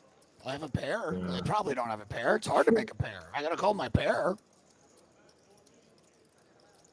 And if a diamond hits, I can I still would- continue. there's a lot of good turns for me. There's so many backdoors. I was just about to say, the bet is too big, though, I think. Like, it was a huge bet on the flop. 3/4 of the pot. And that's one of the turn cards that don't improve in any way. The 9-4 suited. The mighty 9-4 suited. I mean, can you believe it? You wake up with 9-4 in the big blind and it's no good? Well, you can talk yourself into, I'm good against King 10, 10, 9, club draws, Ace King. But I'm just going to fold. Suited sourdough for retry. Under the gun.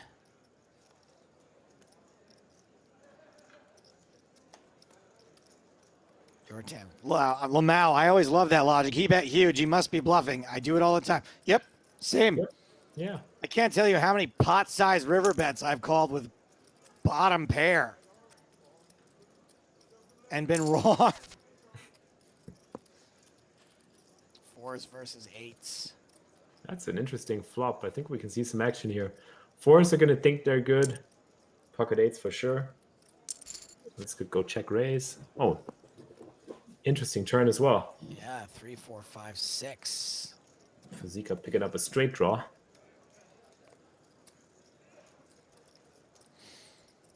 And a full house draw as well.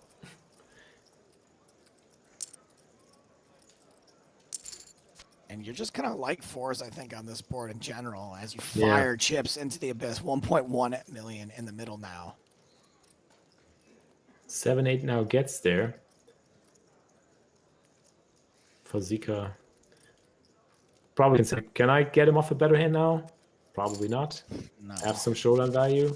Nope. All right, well, we've got some hands here, my babies. Fazika, ace 10.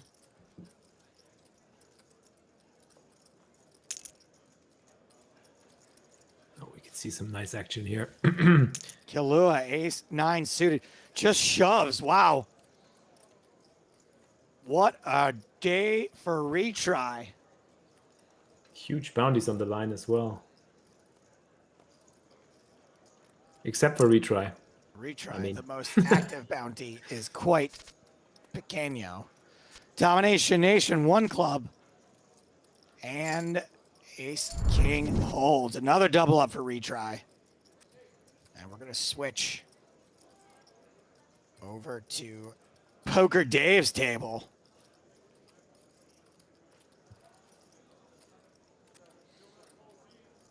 I think Dave is trolling us in some way. Returning back to our tables all the time. Just can't shake Poker Dave. Wald Fuchs in the big. New player. Haven't seen much from Wald Fuchs yet today. And blind on blind. There's a gut shot. There is a belly buster. And he's betting it. Whoa, we get the old raise with air from Wald Fuchs. And It the works. gut shot folds again. It works. Fuchs! Joe, I must admit, I don't understand the games in 221 anymore. Like, they fold gut shots all the time. I'm just so happy. Clear conscience. No gut shots anymore. Yeah, now I can just fold all my gut shot draws.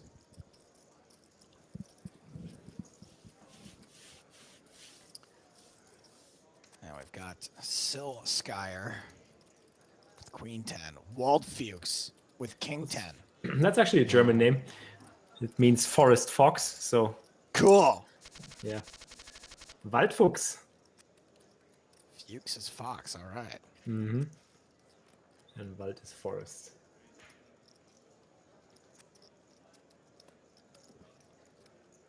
Whoever gets that reference where I was screaming Fuchs, Fuchs, can win a timeout from me. First person in chat. I'll even let James guess if he wants. He probably knows. Action folds around to Walt Fuchs. Fuchs. Res David, 10-9. Small blind. That's a nice small blind hand. Just jams. A7 for X add. And 10-9 flops pretty good. And there goes X add, making an exit. 35th place. Such nice bounties. Yes, cool hand Coop, you got it. From Barry.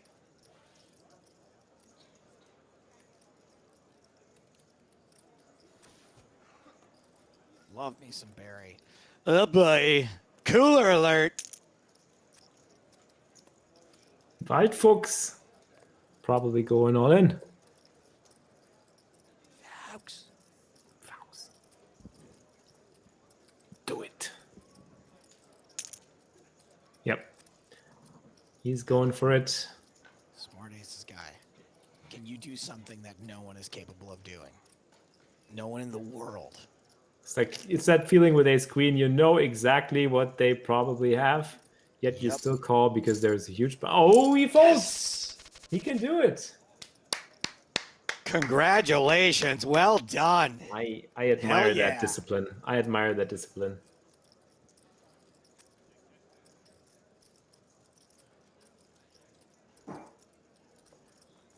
So Carlos Dangerfield says, I need a new season of Barry. No ho Hank is life. There used to be a guy who would come in the chat every time I was streaming and ask me if he wanted me to pick up, if I wanted him to pick me up a bubka. I don't remember who it was, but it was funny. Rez David. Oh, Rez. Oh, Rez. What's with the The good 9-4 news is- suited? The good news is you're not going to get to see a flop and get in trouble here. So. Oh, maybe he is. Maybe he is. Oh, Who knows? my goodness. But the pocket eights might just shove it in. The limpet is going to get a chance to limp in. Yeah. And acumen. You're definitely not getting folds here, right? You might get 3 calls, so I kind of... Wow, leaves 2 chips behind. Maybe for a pay jump. Who knows? Is there a pay jump right now? Not until 26. Okay. That is kinda just a fancy goofing move. around.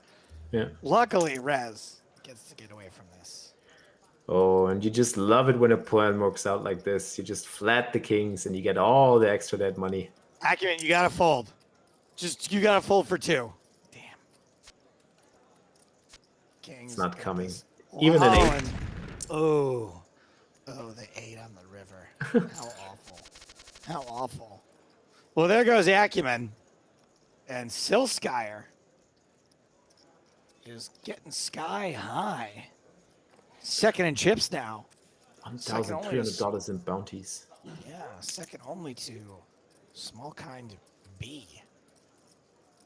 And the limpet, after folding Queen Jack last hand, wakes up with a much better hand and is facing Queen Jack.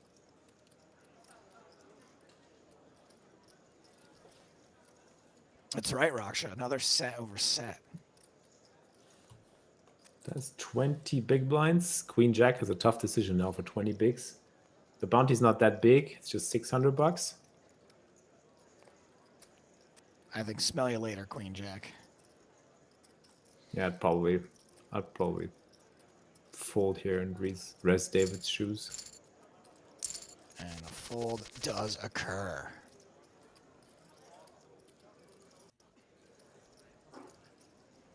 Let's see if Res David continues on his opening rampage. No, not this time.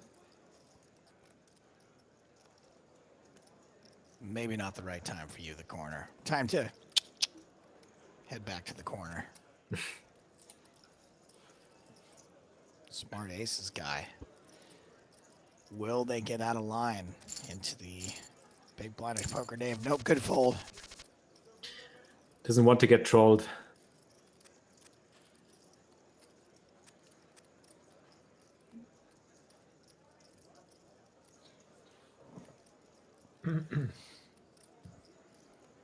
Ace deuce potentially sees a jamming opportunity, but Dave wakes up with a hand.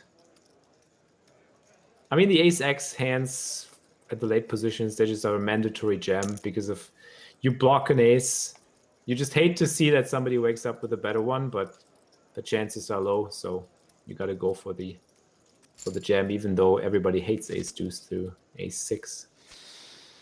Domination Nation, deuce on the turn. Oh, but a queen on the river. What a sweat. The poker gods giveth and the poker gods taketh away. Down to 32 players. Johnster says mean, and I agree. Thank you for your comment.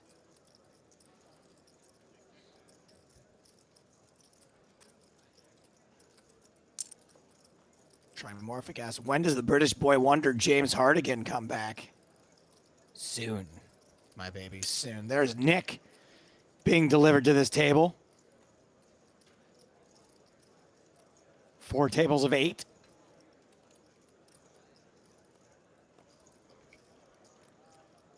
Queen Deuce trying to take a stab here pre-flop, and Wald Fuchs or Fuchs says goodbye. This table is on break, which is a great time to bring back, as someone so eloquently put it, Trimorphic said, the British boy wonder, when does he come back? Well, that's right now. Hang on, Joe. Wasn't the boy wonder Robin? I kind of like to see myself more as the Batman, as the responsible adult. And I think you are more of the Dick Grayson of this partnership. But anywho, we have reached the second break with 32 players remaining. Let's give Felix a short break from the booth. I just wanted to draw attention to your advertising tweet, Joe, because you did reference the fact that you're going to be taking a break from the booth for a couple of weeks after tonight's stream. And obviously we discussed this a couple of times on the podcast, most recently the episode that was released at the end of last week, which will be the last podcast until the end of February. Do you want to reveal what's going to be happening in the next 48 hours? I look, guys, I've got some a minor health problem going on. You can probably hear it in my voice. I appreciate all the people who don't bring it up. I'm going to say what it is. I do not want you guys to wish me well, okay? I appreciate it. I know there's lots of good vibes out there. I don't need you guys to say anything to me. I've got a growth on my vocal cords. It needs to be removed. That's happening tomorrow morning. I need to not speak for a little while afterwards, so I got to take a couple of weeks off.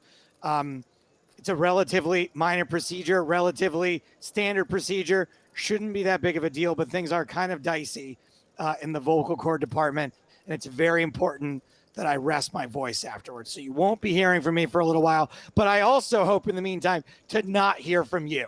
Yeah, I don't need to hear from you guys. I really appreciate it, but it just reminds me of what an awful, stupid thing it is. So, well, I'll see you in a couple of weeks. Well, here's the thing, Joe. Just ignore chat for the next 60 to 90 seconds. I see it yeah, scrolling. Just you know, it's mostly symbols because that's what they do best.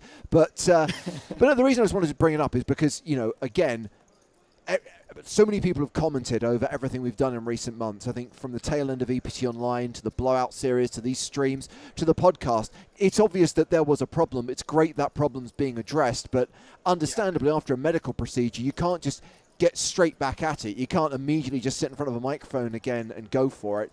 A couple of weeks rest is just what the doctor ordered. So, we wish you well. I'm going to do it. But also... You're okay. Okay, I'm glad. Whilst the podcast is going to be on hiatus until Joe is back and better, we are going to continue these Monday night streams. So we are going to be streaming the day 2 of the Sunday Million. So Nick Walsh is going to be joining me next Monday and the Monday after, kind of playing the role that Nick normally plays on the stream and also playing Joe's role. So you get a kind of twofer, a 2-for-1 special. Nick Walsh basically playing both characters, which should be pretty awesome. And the other thing, and again, I just want to highlight this, Joe, when you are back, and this will be hopefully the last week of February, we're going to bring Retro back. So we did EPT Retro last year, where we revisited some of the early seasons of the European Poker Tour. We played out those old TV shows with new commentary. And we're going to do that with some other content from the PokerStars Vault. We've covered off the EPT, or taken it as far as I think we can without it becoming just a retread of recent years. But we have got TV shows from the APPT, from the LAPT, awesome, from the NAPT. And what I'm particularly excited about with this stuff, Joe, is these are shows that I didn't watch. These are tours I don't know that much about. What was happening in the Asia-Pacific region, what was happening in Latin America in 2007, 2008 wasn't on my radar. So this is going to be a voyage of discovery for the first time for me. Yeah, I mean, it should be really fun. The good news is that it'll be totally new to us, so we should have a lot to say about it.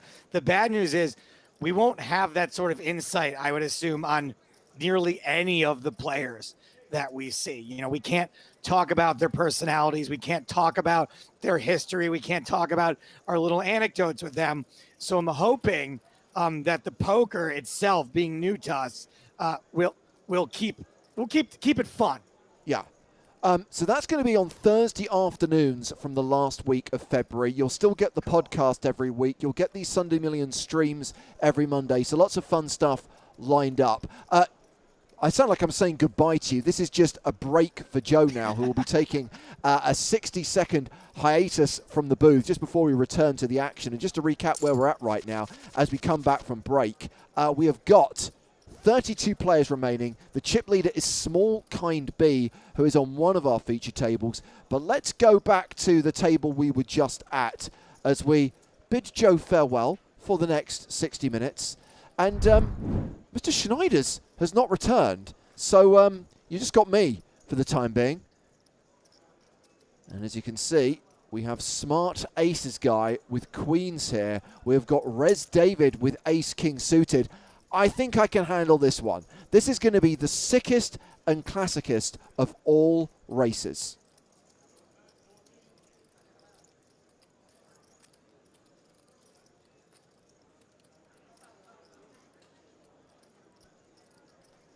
$177K, the opening raise from Smart Aces guy. We are at the 35.70 blind level. And there's the re-raise from Res David.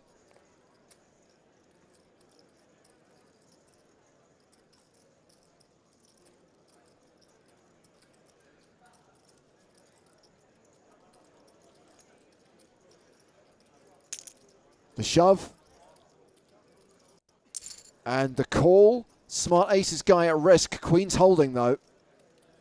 And no ace, no king. Queens win the flip. Smart Aces guy up to 6.66 million. The new chip leader. The Canadian player, #1 on the leaderboard. And now Res David, having just been done with queens on the previous hand, picks up queens.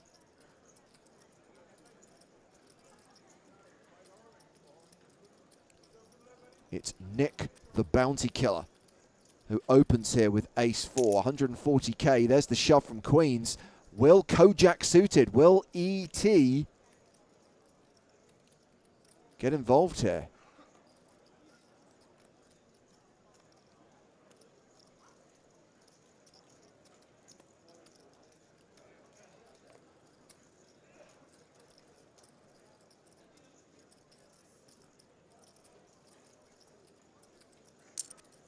Yes.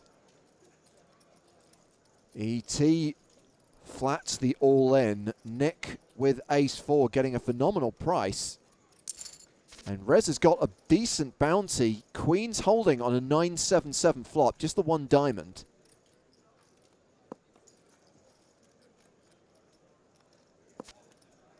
Oh, flush draw on the turn, 6 of diamonds.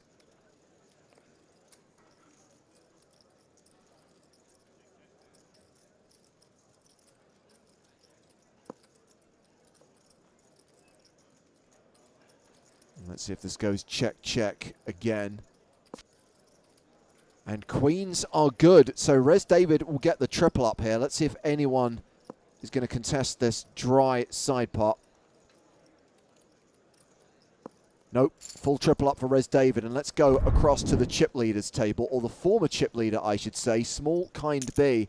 Now second on the leaderboard, 6.3 million. Has posted the small blind here, not going to get involved after the raise from retry and the 3-bet from Hattie with ace-8 of diamonds. Queens again, different table, different player. Falzika all in. And we are off to the races. Not quite. Just the one overcard, and it doesn't hit. Falzika doubles up through Hattie. Blinds are now 40,000, 80,000 with an 8K ante. Still 32 players remaining. I think Felix is coming back, guys. I'm worried. Could be one of those awful situations that you think only exist in TV shows and movies, where he's gone to the bathroom and the lock breaks, right? And it's like you're trying to work out how to unlock it without the latch. Can you leverage an old toilet roll middle to kind of get into the rivet of the screw?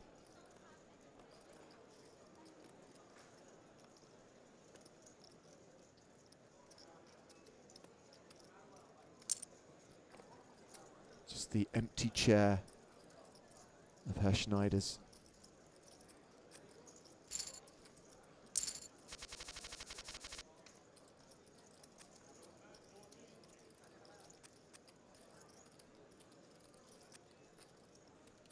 Okay. Small kind B. 7-5 of hearts. Valzika with 8-6 of clubs. 161,000. There is the all-in from Kalua, which gets a fold.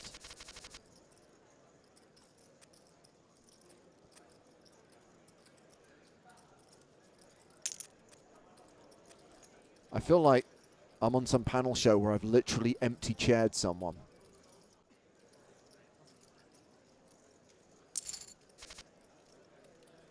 Mr. Schneider's decided not to provide a comment, is not answering any of our questions, and has declined to appear this evening.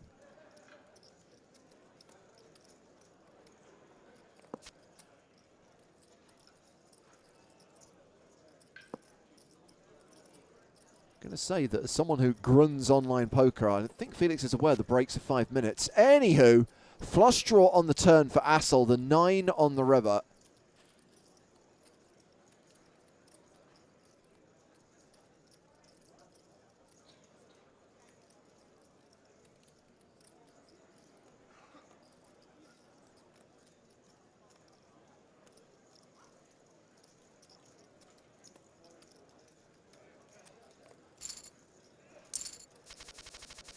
The 9 is good.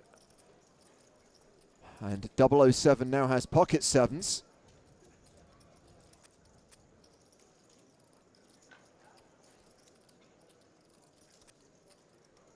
If anyone has Felix's number, by the way, and feels like sending him a text, by all means, go for it.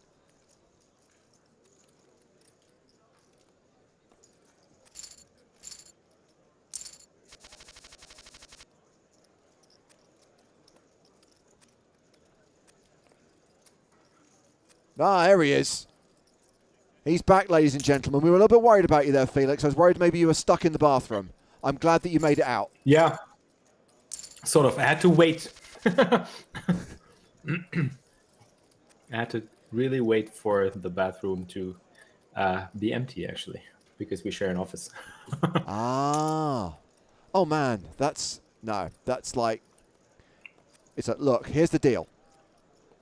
What I'm covering this evening has 5-minute breaks. Those breaks are 5 minutes to the hour, but we're streaming on a 30-minute delay. That means the break is 25 minutes past the hour. So from 25 to 30, I need the bathroom. Sacrosanct. I have to have the space.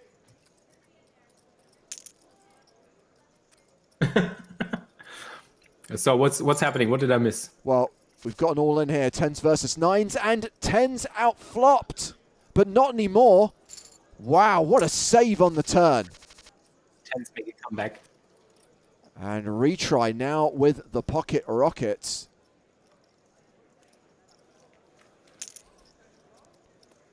Down to 30 players now, so close to being down to the final 3 tables. That was sick.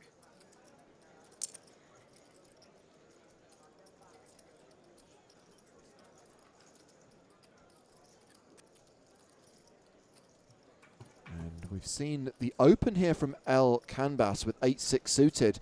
Just the flat from retry. Oh, and this is the dream, right? Small kind B decides to squeeze.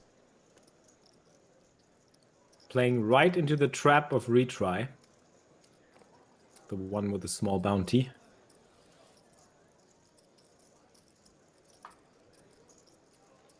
I'd actually just love to see a call here. Oh, yeah, I love that. That's such a great play. It's almost like it was written. Felix says, Yeah. I'd love to see a call here. What does retry do? Calls. Because, I mean, if he comes over the top, he's always going to get folds from the bluffs. And small can be with his big stack, he's always going to try to squeeze light in this spot, I think, going for the bounties. So getting more chips out of his bluffing range is just beautiful. Beautiful poker. Just call. And just call again.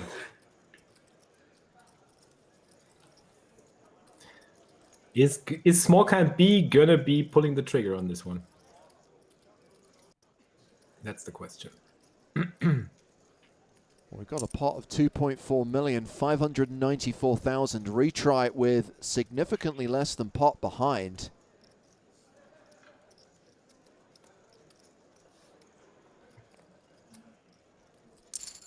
Just a call. So here is the question. Didn't pull the trigger on the turn, Felix, but if small kind B shoves the river, this will be an awesome moment for retry. It definitely will be. He could actually go for the triple barrel bluff now, trying to fold out the sevens and the pocket eights. Goes for it. Oh, Retry calls all in and is now up over 6.1 million. So that's a bit of a switcheroo towards the top of the leaderboard.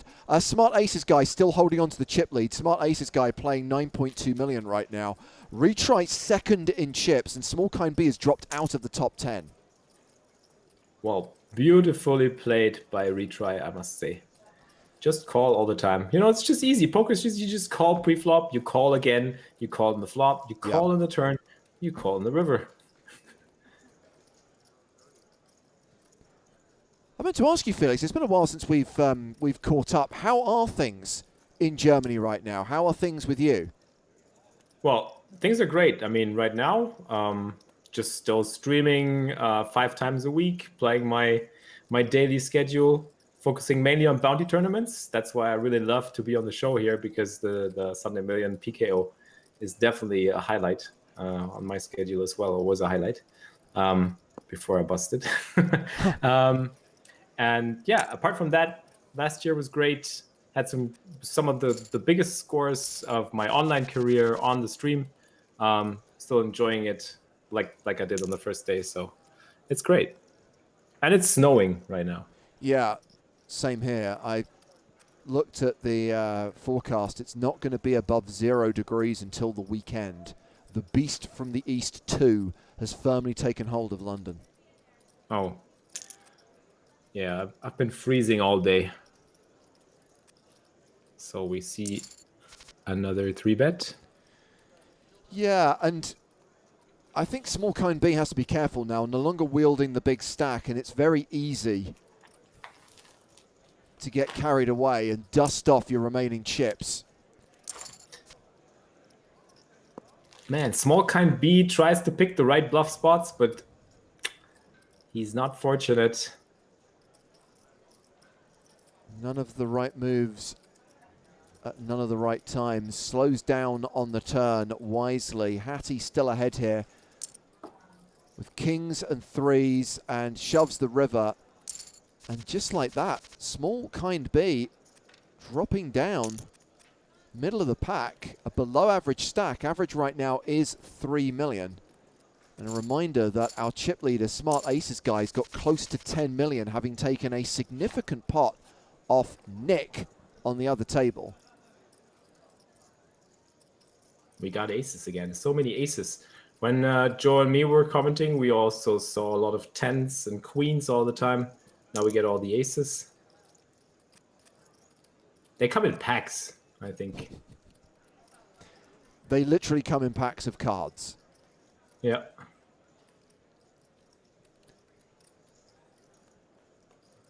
But doesn't look like they're getting action this time. Well, Asol back in action, opening here with King 7 of diamonds. El Canvas with Ace Jack of diamonds. And there's an ace and a king on the flop. Just the 1 diamond. A backdoor diamond for everybody. Oh, this is going to be interesting. This could get huge.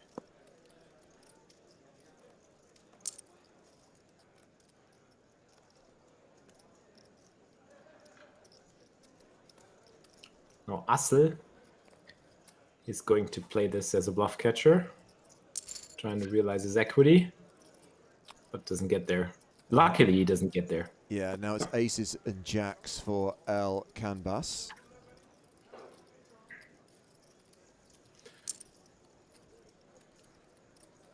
So how long have PKOs been your thing? Quite a while already. I mean, the first, actually, the one of the first tournaments that I won live on the stream before I switched to tournaments, I used to play cash games exclusively, was a PKO. So that actually got me right in the beginning.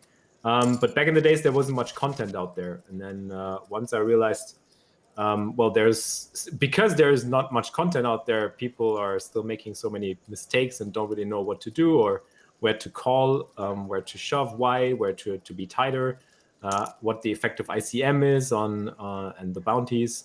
I tried my own strategy, which worked for quite a while, and then came more content about the whole PKO thing. And now I'm really trying to get deep into the things by just running some calculations as well, and playing them on the stream every day, and just trying to basically get a grip. As I talked to Joe about it, it's just like bounty tournaments are just so fascinating because you can make so many mistakes. See, I'm going to bring my own strategy to the stream right now. 4 of a kind is a strong hand, and whether there's a bounty on the line or isn't, you should play it. Well, daily quads. How many of them have we seen today? I think we had pocket fours. Pocket fours.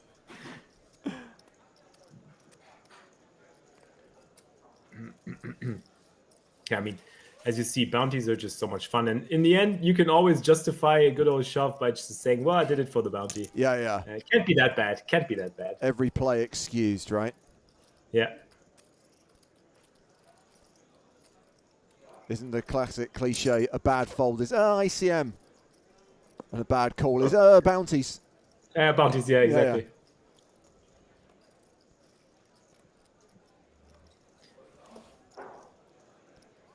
So Domination Nation in retry's favour.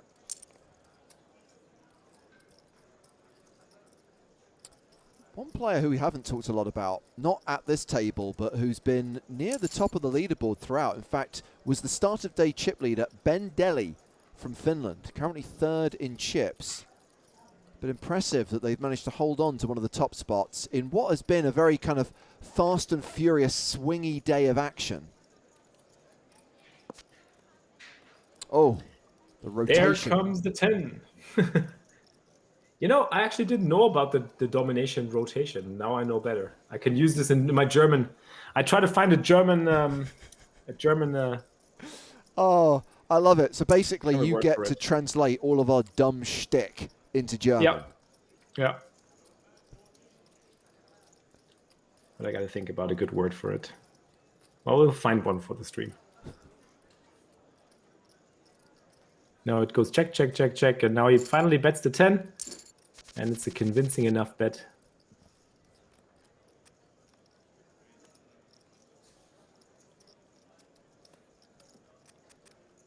This is going to be a blind battle. Yeah, the small pair against the ace-10. So small kind B back up to 3 million. And he shoves. I like the play. Yeah. Okay, and there's a 10 on the flop. And that is going to be a huge pot for Falzika, a double up, and small kind B down to 1.3 million. It's only an orbit and a half ago that small kind B was near the chip lead.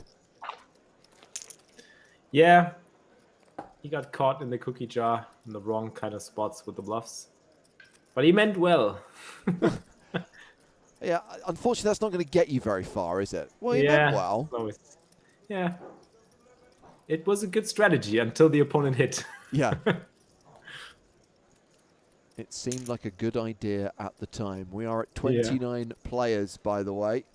2 away from the final 3 tables as Falzika gets aggressive with King-Queen and wins the pot.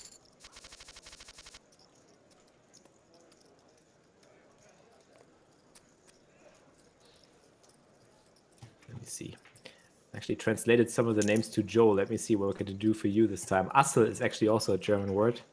Let's see what it means in English. I don't even know myself. I know it's an insect. Is it a woodlouse? Woodlouse, yep. A pill bug.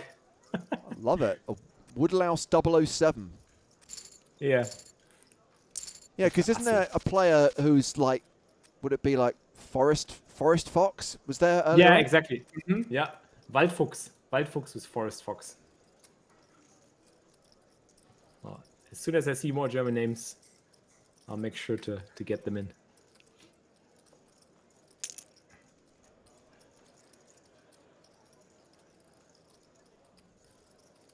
Just opening, although he can actually shove. And this is likely to get through.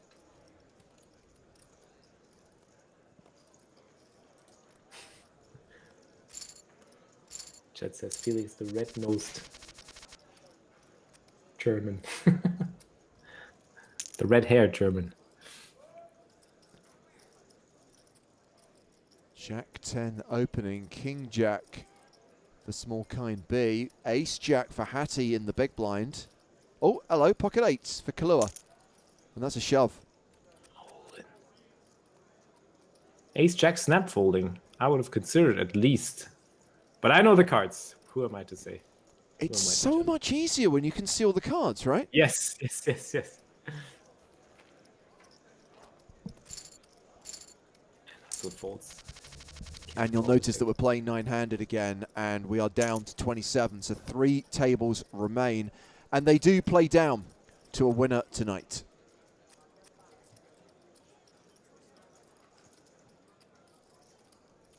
Ace Queen against King Queen. What's going to happen here? I think, yeah, flatting seems to play.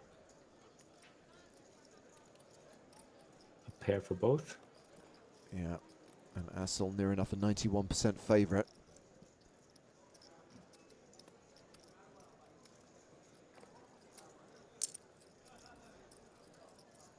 Oh, huge bet on the flop here. Even gets the fold already. Wow. So he bet too big. He bet too big and got the fold. So Silskaya has the red target. Silskaya is the single biggest bounty available right now, worth $3,000. At our secondary feature table is the single biggest stack, Smart Aces guy from Canada, currently playing 9 million.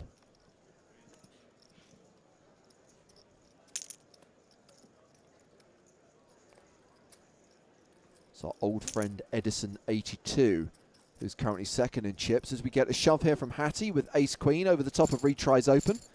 That gets through. That's the fold.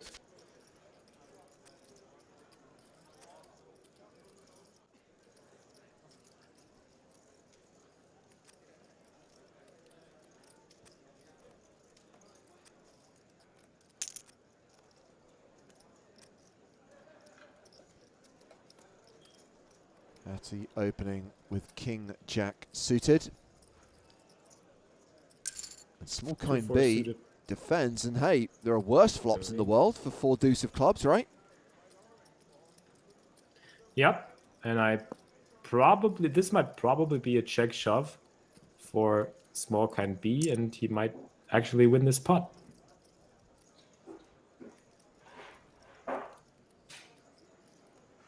Here we go. I mean, from the cutoff, Queen 5-5, Hattie is not going to hit that often. He's going to still fold quite a bit of hands. Yeah, there we go. He's going to fold the Jack 10s and 10 9s and 7 8s and King Jacks. So shoving gets the job done.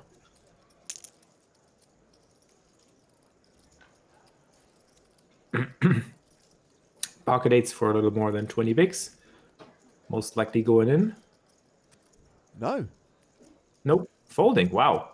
Okay, Interesting. let's assess where we are right now. We're on a money jump. I knew that would be the case, because whenever you get down to an even number of players spread across 9-handed tables, there's then a money jump with the next elimination. So yes, right now everyone's guaranteed $1,700, but if you can make it to 26th place, if you can just ladder up one spot, you earn yourself at least $2,400. All right. That makes sense then. And 8s is going to be a close one against UTG anyways, so, well, understandable. Given with his bounty, he also has little fold equity, $2,400. That's quite a bit.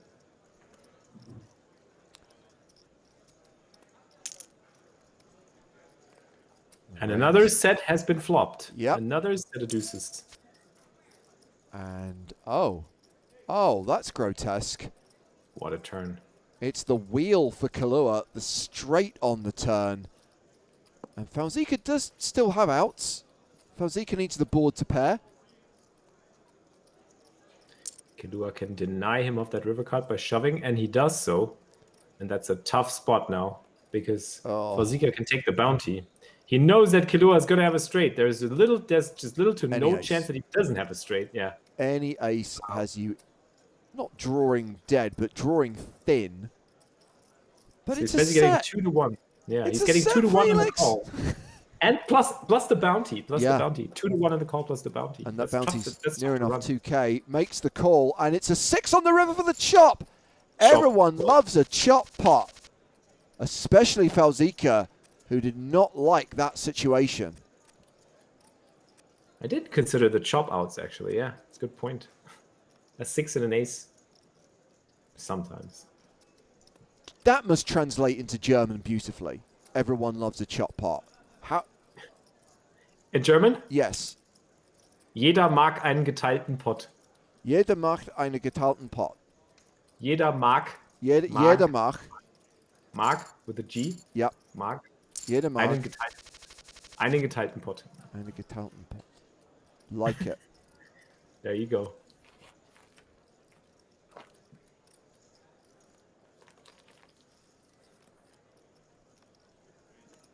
I've been thinking. Jeder mag einen geteilten Pot. It doesn't scan as well, but here's the thing. I'm thinking, in the past, we've had that on, we've had 2 different designs, right, with T-shirts, with Everyone Loves a Chop Pot. And I'd love to do it in different languages. I'd love to have that as a slogan. Yes. In English, in German, in French, in Spanish. So the same design, but you can have it localized. Oh, yeah, I need one. I'll get one for sure. Jeder mag einen geteilten Pot. I love it.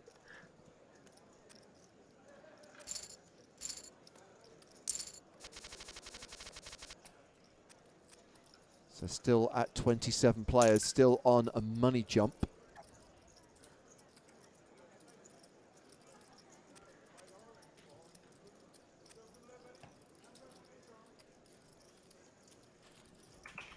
Oh, yeah, Chad is actually right. If you want to translate it literally, you have to say, jeder mag einen geteilten Topf.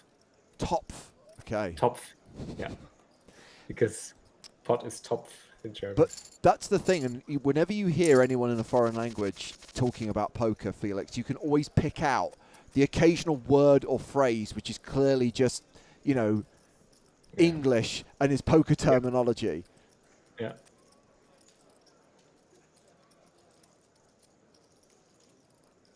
Well, even we Germans make fun of Germans using too many German words to buy poker, so.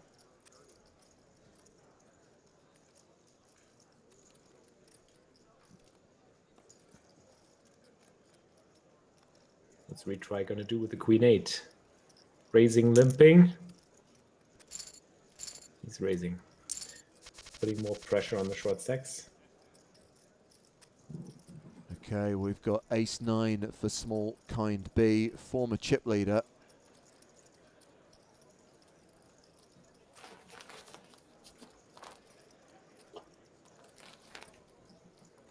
All the 9s are out. No more 9s to hit.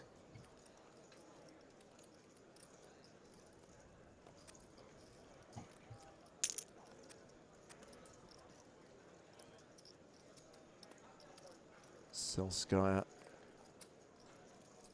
with 10-5, elects to fold. Let's go across the chip leaders table, Felix. Let's check in on Smart Aces guy, sat here with 9.1 million. Wow. That's a huge stack.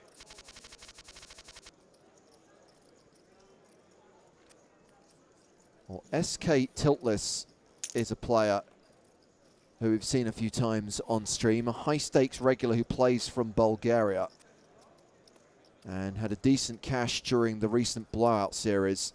Third in a $530 bounty builder event for $30,900. And a bit of a PKO specialist.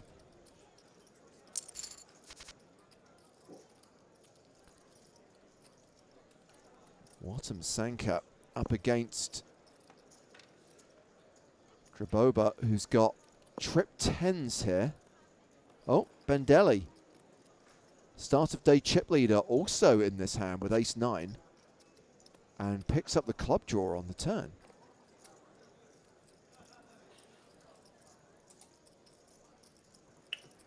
So let's see, we can see a bet from Draboba, trying to get some value from single clubs.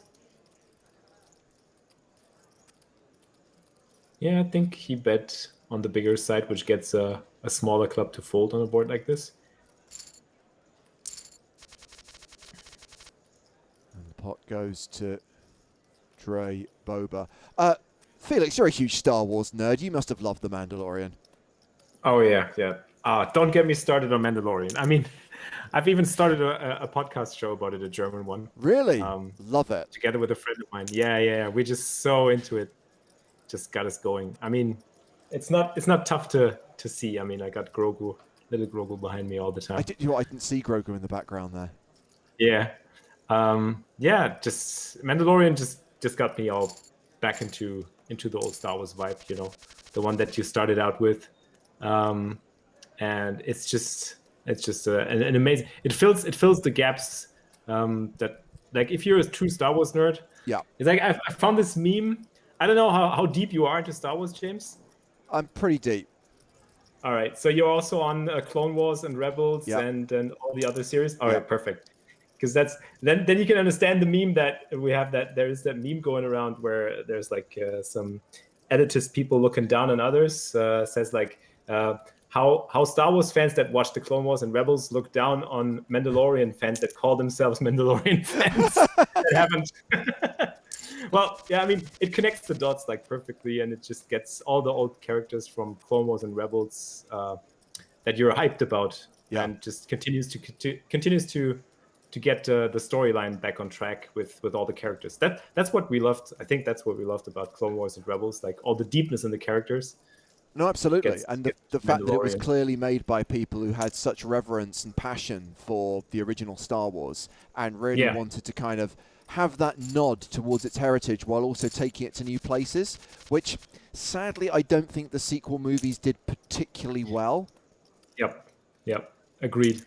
And they even go as far as trying to even connect to the sequel movies, even though they're not. They tried, It's like, So you got to give them like mad props for everything they do. Yeah. Like those directors are just the best.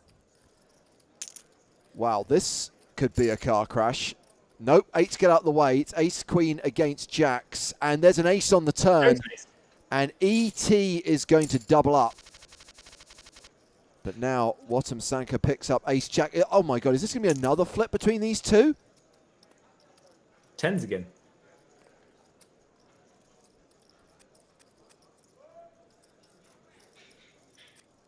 He's going to go for the revenge jam. You have to. This time it's Sanka who's the at-risk player. Jack on the flop. And no 10 on the river, so it's 1-all. ET doubled up through Wattam Sanka, and now Wattam Sanka doubles up through ET. I was going to say stand by for round 3. Queens will be interested. 7-3, not so much.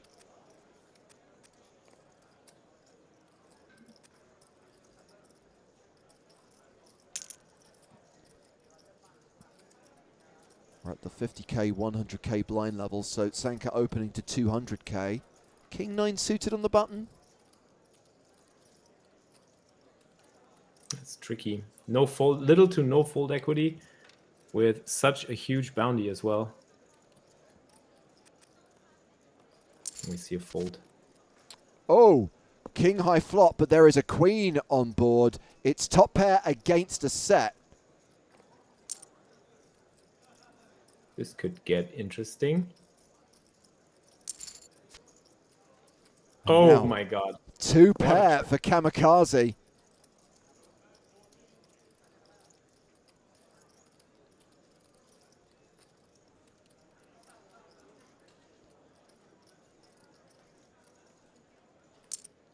And 5-16 into 9-7-2. Is this where we get a raise from Kamikaze?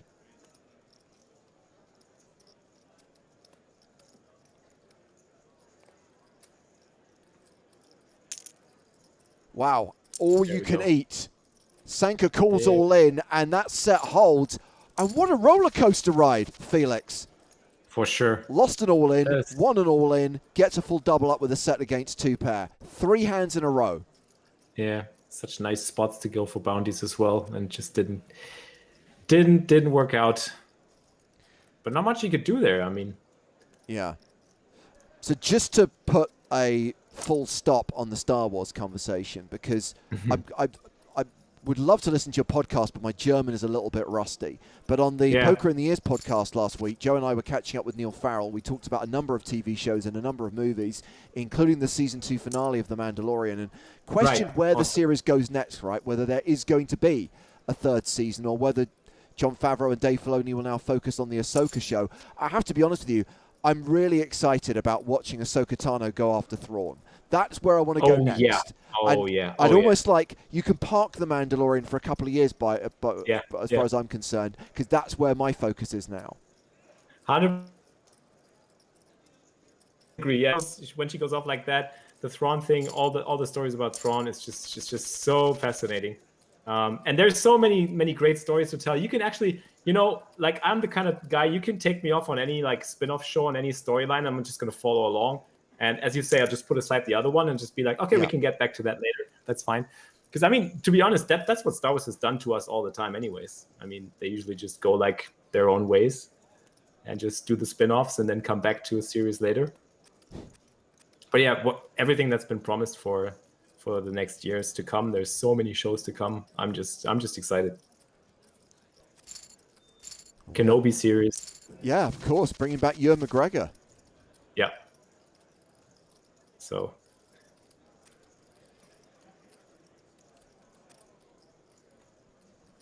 where are we at? 26 players remaining. Smart Aces guy who's at this feature table, still chip leader with 9.5 million. Edison 82, not at this table, not that far behind though, with 7.5 million. And Kamikaze all in with ace 7.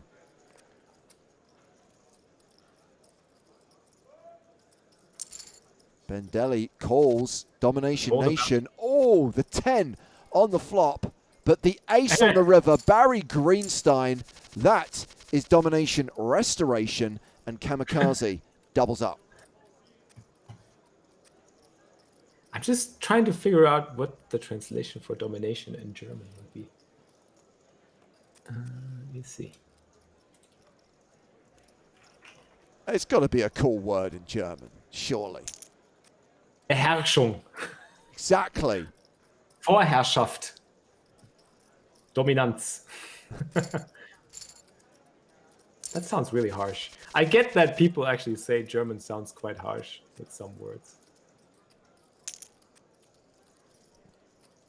That's the thing. If you could be reading the most romantic, soppy poetry, but if you read it in German, kind of shouting it, it will sound really kind of like violent, direct, and angry. That's true. That's true.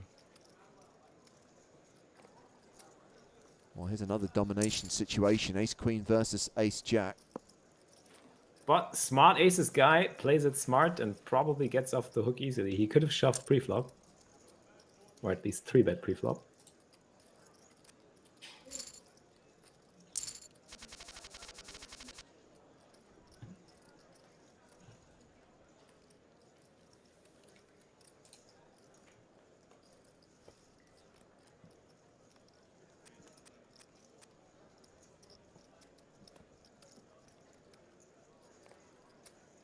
King 10 for Dre Boba.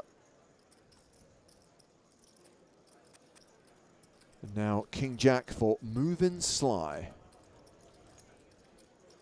He's a short stack. He's in a tough situation. Probably going to get 3-bet quite a bit from the blinds now. That's why he goes ahead and shoves. I actually like that play. And he gets the better hand to fold, which is good.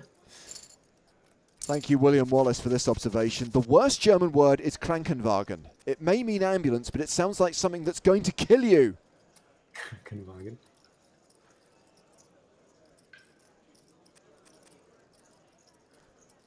Deuces for smart aces guy, and 1 EP3 with a short stack. Has ace-9 in the big blind. And that's going to be a good spot to shove. He's probably going to get called with a big bounty on his head. 3K. And we are going to be off to the races. And there's a 9 on the flop. And no deuce. That is the double up for 1 EP3. Let's go back to our other feature table. We find Assel 007 in a hand against Falzica. And it's a set of queens. We've seen a lot of sets today and a fair few sets of queens. And he checks it back to let Assel hit a 10. And Assel 007, the effective stack here.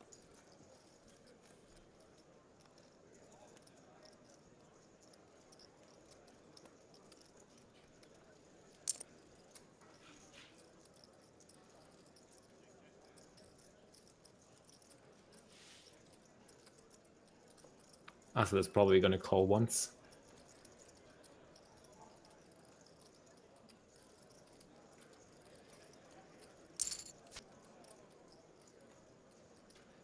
Blank on the river. So Falzica checked the flop, Felix, seemingly to trap and allow Assel the chance to catch a piece, which they did on the turn. And having bet turn, Falzica now in a position to bomb river because Assel has 2.1 behind and there's 2.7 in the pot, and there it is. And it's all into call. This is tricky. I mean, thinking about his check back range, what is he checking back on a queen high board that now bluffs the river? King jack, probably betting the flop.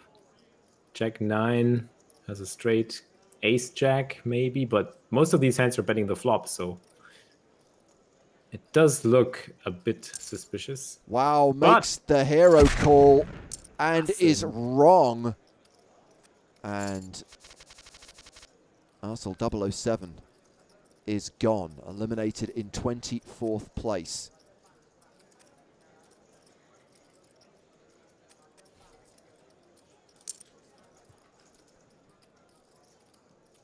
Yeah, it's a tricky spot. I mean, thinking about what bluffs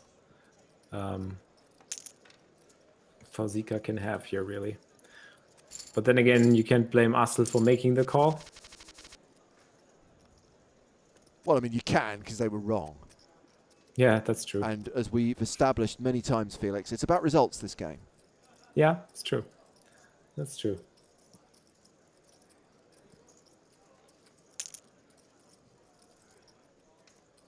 Raise from the small blind. Retry. Against the bounty boss. I love that. The bounty boss. That's what they say on the stream all the time, bounty boss. I learned that only through Twitch, actually. That's called the bounty boss. I kind of feel that you deserve more than just the red target, right? You kind of almost like there should be a hat that says bounty boss that you kind of have to virtually wear. Yeah. Or like the hammer from Donkey Kong, like from Little Mario, where you just like, I'm the bounty boss. Ooh, this is a great spot. Such a huge bounty. Doesn't go for it though. Now these two players pretty much tied in chips, 6 million apiece. As Kahlua gets it in with ace queen.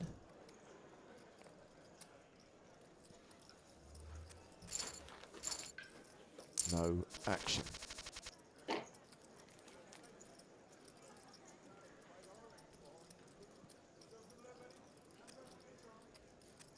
Small pairs are really not much value, even in the early positions when you're shorter in the bounty tournament, because people are just going to call you so wide.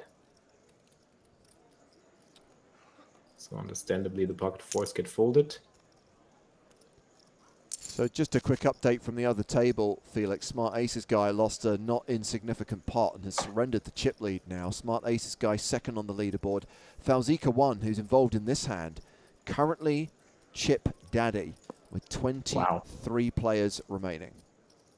Yeah, that was an important pot with a set of queens that he won there.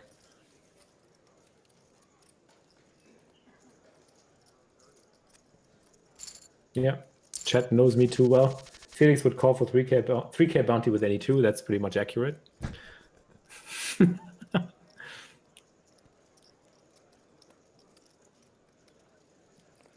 And I would justify it with, well, we'll calculate later. Yeah, and I think that's the thing that most people struggle with, and I know it changes as the event goes on, but how much, I guess, the equivalent of chips does the bounty add when you're trying to calculate equity? As we see queens get it in here against ace-5, ace on the flop, and that is a double up for Res David. Kahlua down to 800k. The 10s are back. And Fauzika could go for the 3-bet here, try to isolate the bounty boss. He just calls. Pair of 9s for Fauzika. Well, it's a start.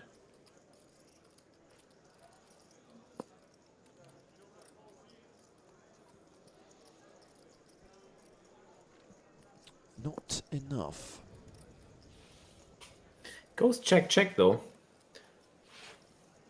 Some chips will go into this pot now.